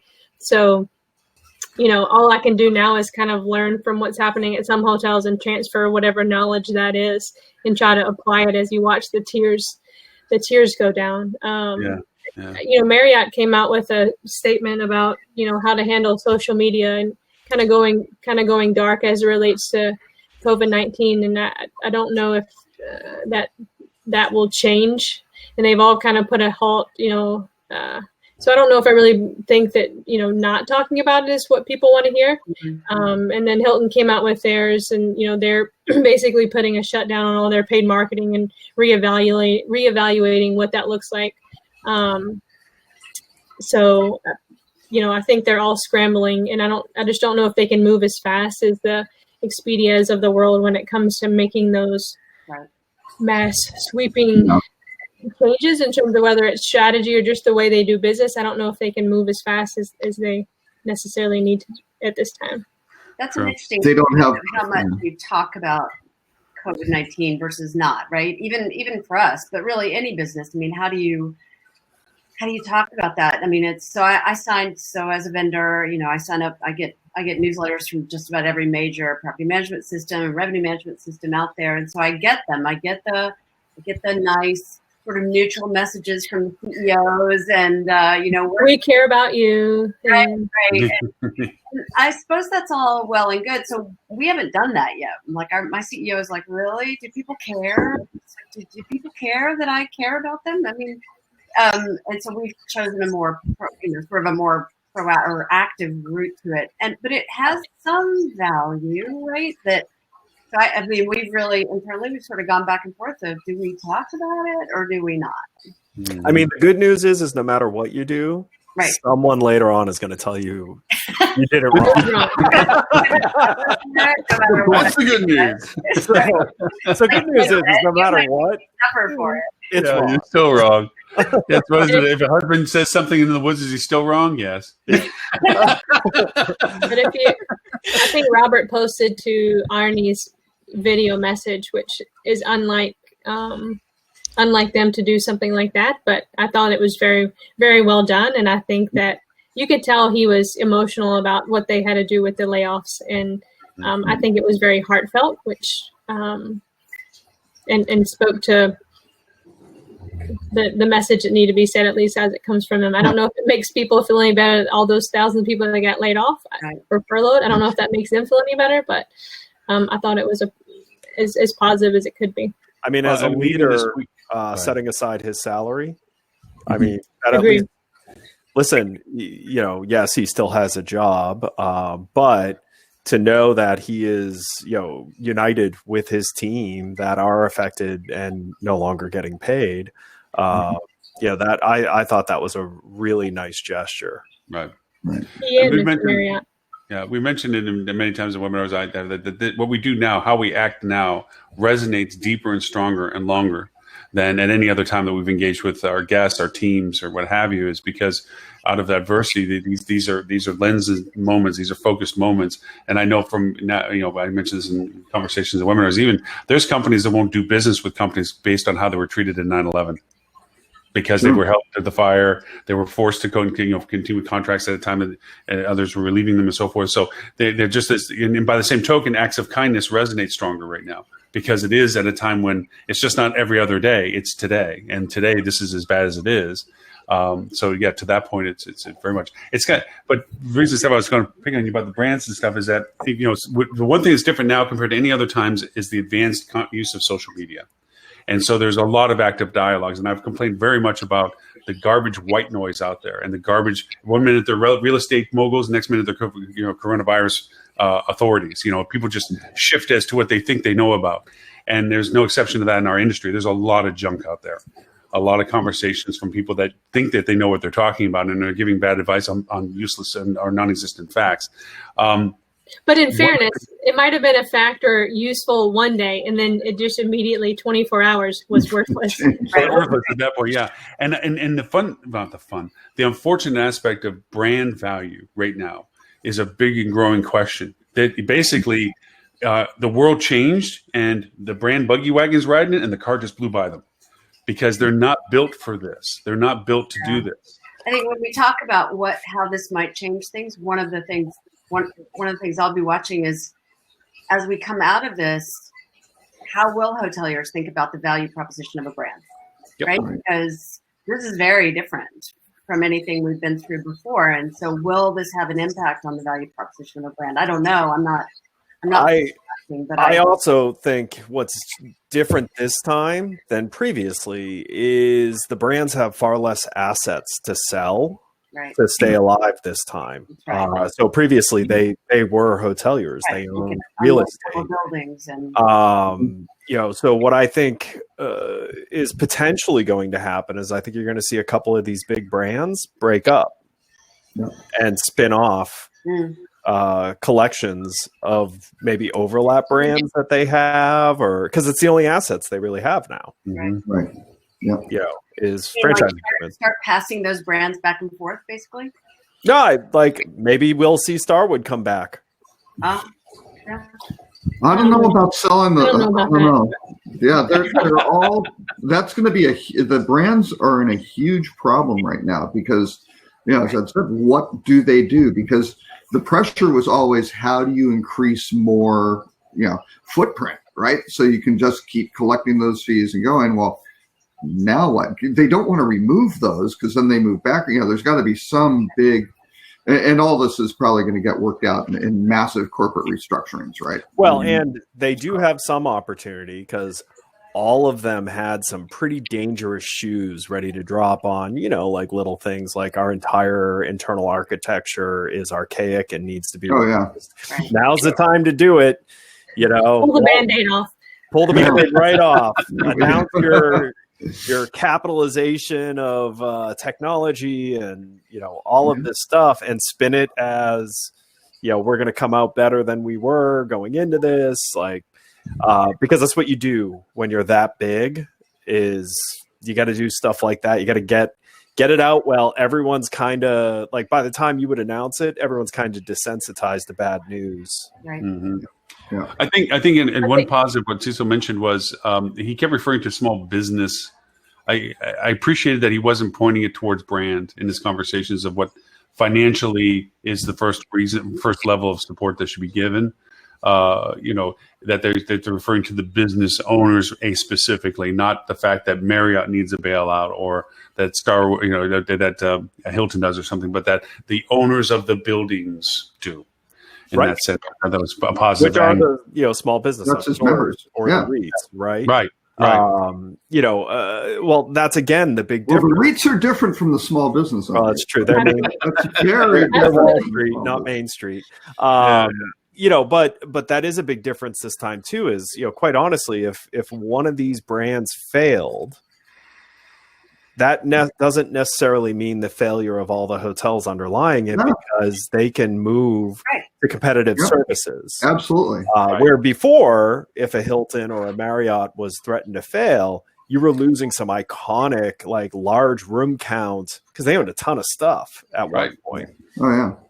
That would I kill. think what would be interesting, more interesting to watch is there's been a lot of talk before all this about what the pipeline looks like in their, what you said about the footprint of the brands. And obviously a lot of that's not going to come to fruition. There's going to be there's a lot of owners out there that are obviously worried about cash flow and capital. So all these development projects are probably going to come to a screeching halt, I would think, even with some type of stimulus package. So to your point, if their growth model, if they were going to grow by getting more hotels in the pipeline, what's going to happen to that? True. And again, by the responses being given by brand and the frustration of people that I've talked to are brand owners, and all of a sudden it's like they go to turn and go, okay, brand, help me. Wait a minute, when you're gone, and then they're like, hey, well, you have to shut down. We can't do anything. There is more than ever that pronounced gap between brand taking care of brand and brand being able to help property. And I know that you make a living out of that, Stephanie. You tug the two ends together to make something connect.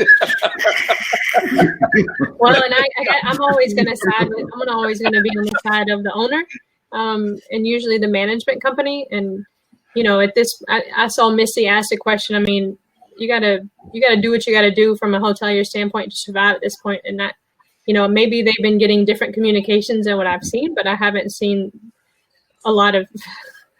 The question, just if anyone didn't the see brand it, right now. Yeah, the question was, should you potentially violate brand rules and try and just get your hotel room sold through any means? And the answer is yes. Absolutely. Well, hold on. Beg forgiveness. I dare a brand to go after a hotel for trying to keep their doors open. True. If the brand isn't producing anything. Oh yeah, Marriott has their supernova violations, and I was like, if they have the audacity to go after them at this point in time, I mean, that would just be shame on them. It'd be the end. Oh no, it would be True. the end. Are you Very kidding true. me? Very true. I wouldn't stop screaming it myself, let alone everyone else, because that's the wrong thing to do right now. Yeah. I think one of the articles Robert had, or no, it was one of the things that Stuart shared in his fuel breakup, and it was like you still maintain your retail rate, but sometimes you gotta, to play behind the covers or whatever to do whatever you got to do. Mm-hmm. Yeah.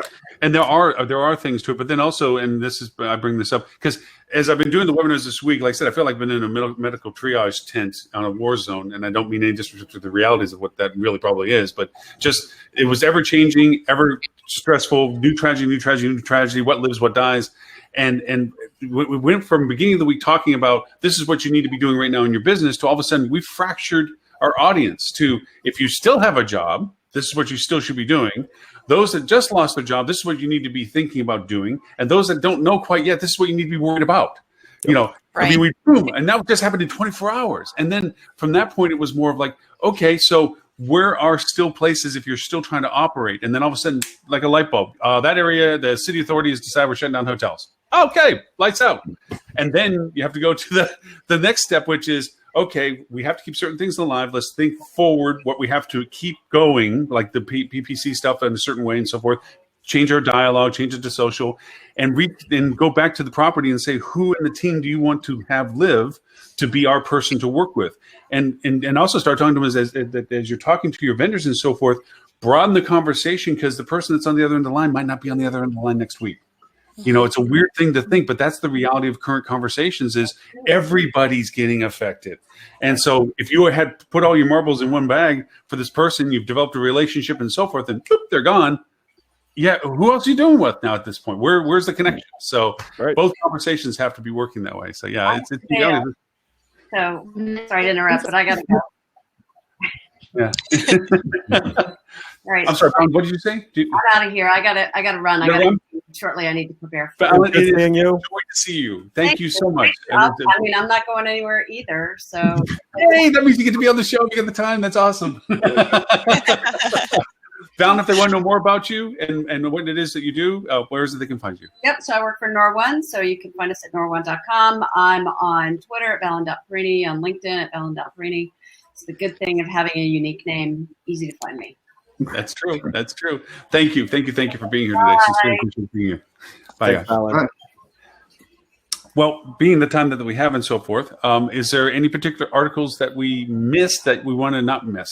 Oh, that's when all the other attendees we lost on those ones. Yeah, recording active. Okay. Yeah. Valyn, so that you know, don't hit the big red button in the upper corner. Hit the one in the middle and the bottom.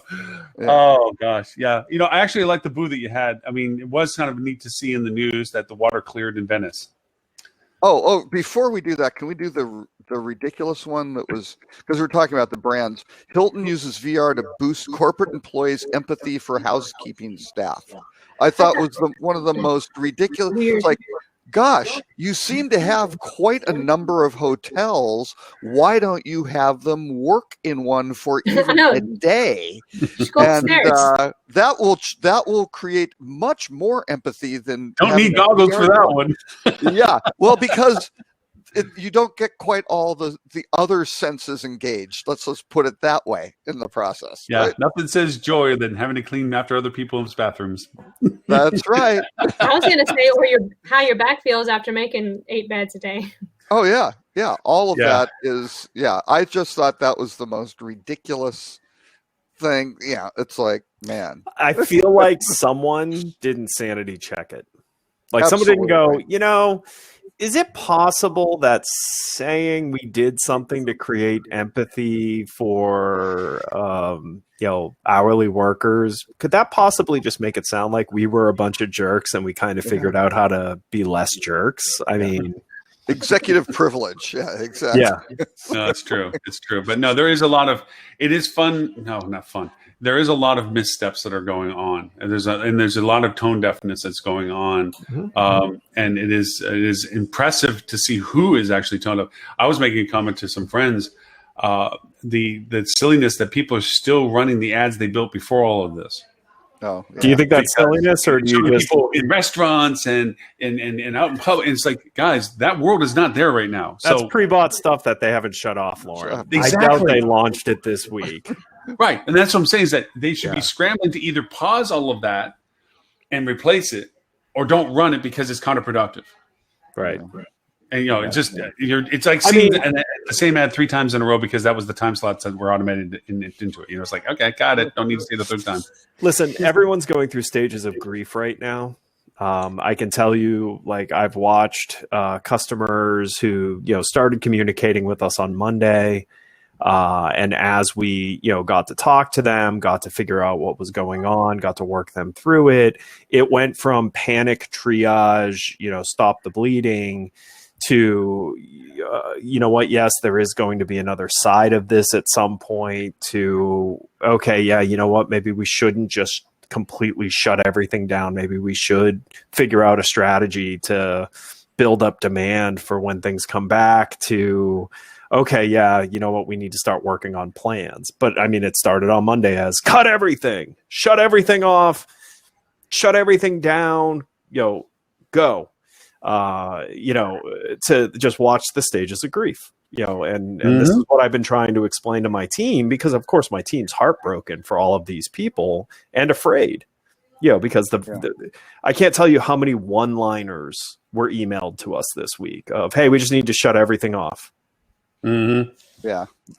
No, like hotels closed or staff's laid off or, what's going on. Just literally shut everything off. Like you can tell they just literally copy and pasted it. Boop, boop, boop, boop, boop. So I told my team, I'm like, well, you got to talk to all these people and find out, are you okay? Are you employed? Yeah. Is the hotel fully closed, partially closed? What's the plan?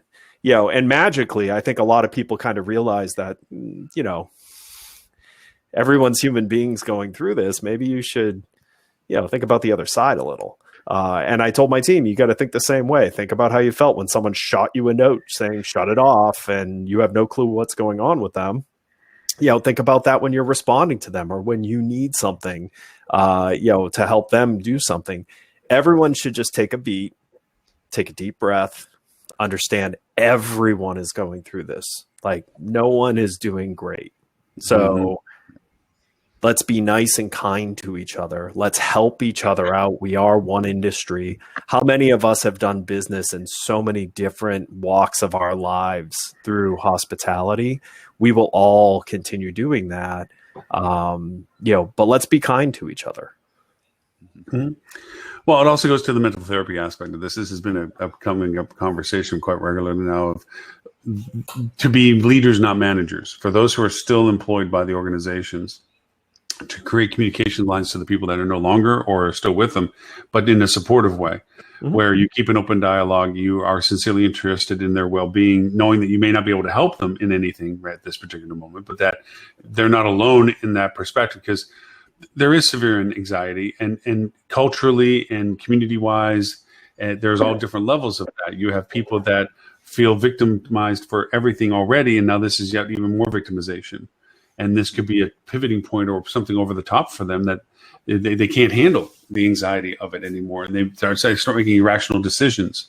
And having a leadership that they can look to that is calm, is supportive, and is as optimistic as can be with being realistic at the same time, where it's not like, oh, I'll take care of it. It's like, no, I can do what I can, but know that I'm here to do what I can. I can do whatever I can, and sometimes that even means talking. I didn't get the chance to say this, but I built a public group. I think I invited almost everybody to it. Amy, I forget to send you an invite, that I'm doing that. It's going to be an open channel. That I called it Hospitality Virtual Chat Network, just because I had to come up with a name. I didn't see that invite either, Lauren. Just saying. Well, I did. I invited you to it. It's only on Facebook. It's only Facebook. That's yeah, you were invited, so don't. But it's going to be an open channel. I'm going to turn it on at noon, Monday through Thursday. A little bit came from the conversation I think I mentioned to you from you when you were talking to Elise about a cocktail happy hour kind of fun. Let's get together and just chat so we can all stay sane, because this show's like therapy for us already. And it's the same thing. Maybe open-ended, people just showing up in the industry that want to just talk through things.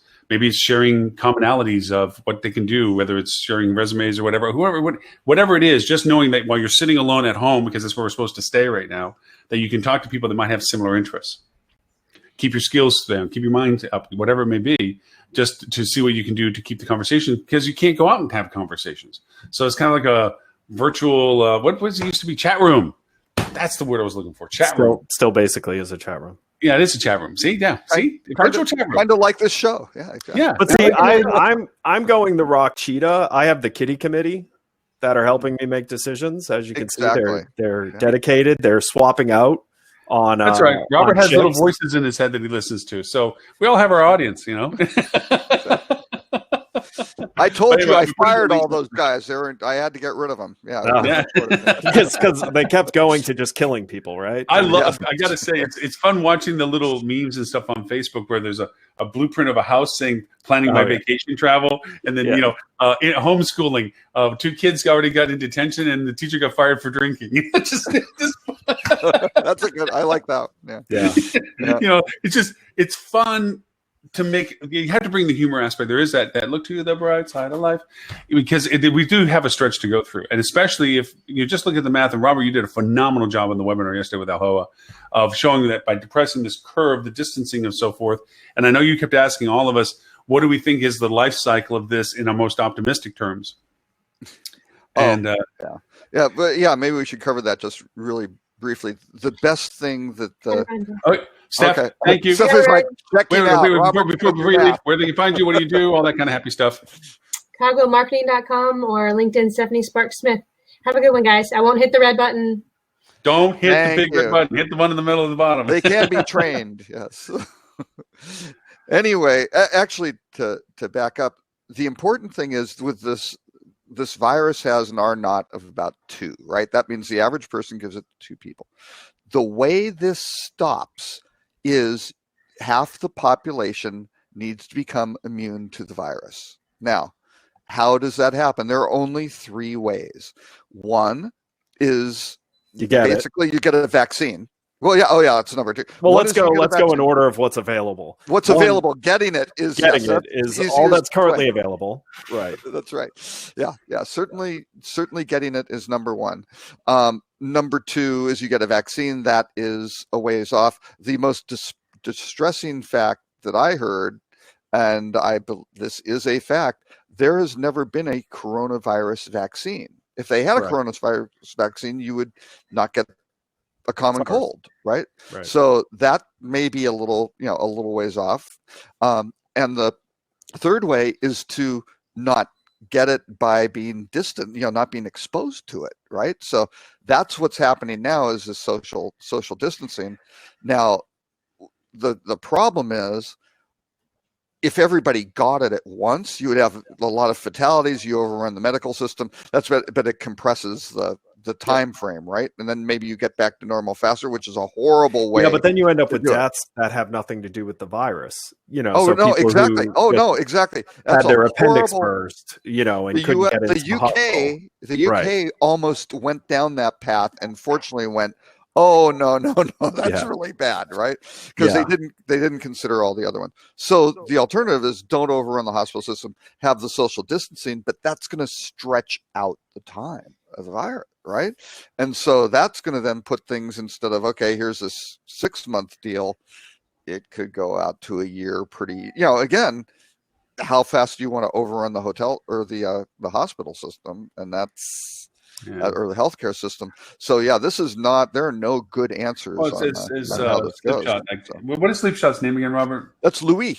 That's right. Louis Boyachet. Who is in Spain? Yes, who is in Spain, where all the hotels are now off. Or actually, I don't know if it's the 26th. It may be an edict that they all have to be closed by the 26th. I was fortunate that Louis was my main relationship with Wyndham back in the easy old days.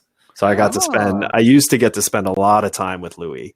Unfortunately, I don't get to see him nearly as much anymore. I can tell you, all hotels are closed. Okay, they closed them now. This may be a little late to the conversation of this for those people who are still on the connections, because we've lost a lot of the viewership on some of the crossovers. But there was so many secondary conversations. But because I'm monitoring the platforms they're on, I couldn't pull questions out of it because I don't know if somebody was asking it of somebody else or somebody was answering something to somebody else.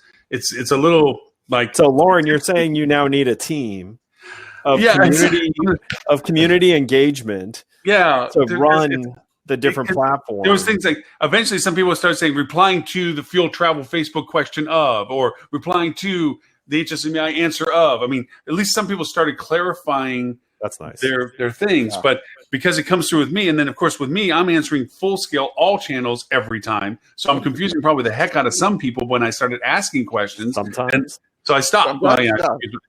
Yeah. Okay. Good point. Thanks, Dad.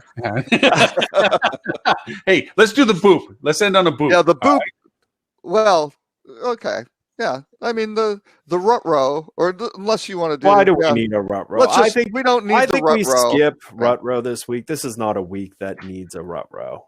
You already pointed Hilton. That was pretty bad enough rut row right there. That was going to be my rut row until I saw the numbers. Yeah, actually, you want a good news on those numbers? China was down 93% like year over year in terms of occupancy, and now they're only down 73% as a country. So they're coming back, right? The stuff will come back. So I find it amazing that there's no new cases. So the boop, which is getting much harder to find, was Venice regains its magic as travel ban keeps visitors away.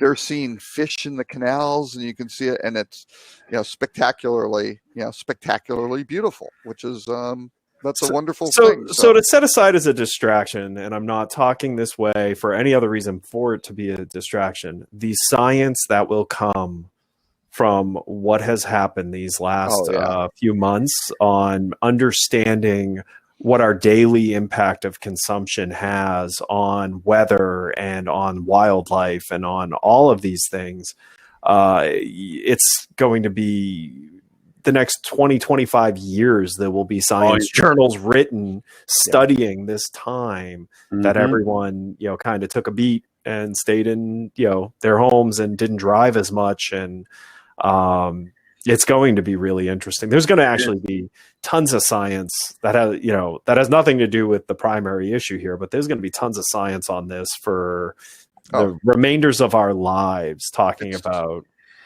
this massive global event. I mean, look how fast medical science. It's going to be social science. It's going to be, just the whole business, environmental, you name it. I mean, climate, economic policy. Yeah. It's no exaggeration. The skies look clear. It's no exaggeration. The water in Venice, when they look pictures of it, it's clear. And how amazing that is to think that just the daily, as you said, the daily usage is creating those same scenarios. It's just, it's almost like you want to say that we should do this once a year in a strange way. Like, okay, little reset for a few weeks, everybody just stop for a little while, let the earth catch up and breathe again, or take, again, big steps towards making this more of a reality that these things do have the impact that they have, and we need to be more advanced in our knowledge of that and to diminish that impact. So it is in that sense amazing. So, well, thank you, gentlemen, very, very much for getting I'm still I'm going to go play back the whole thing with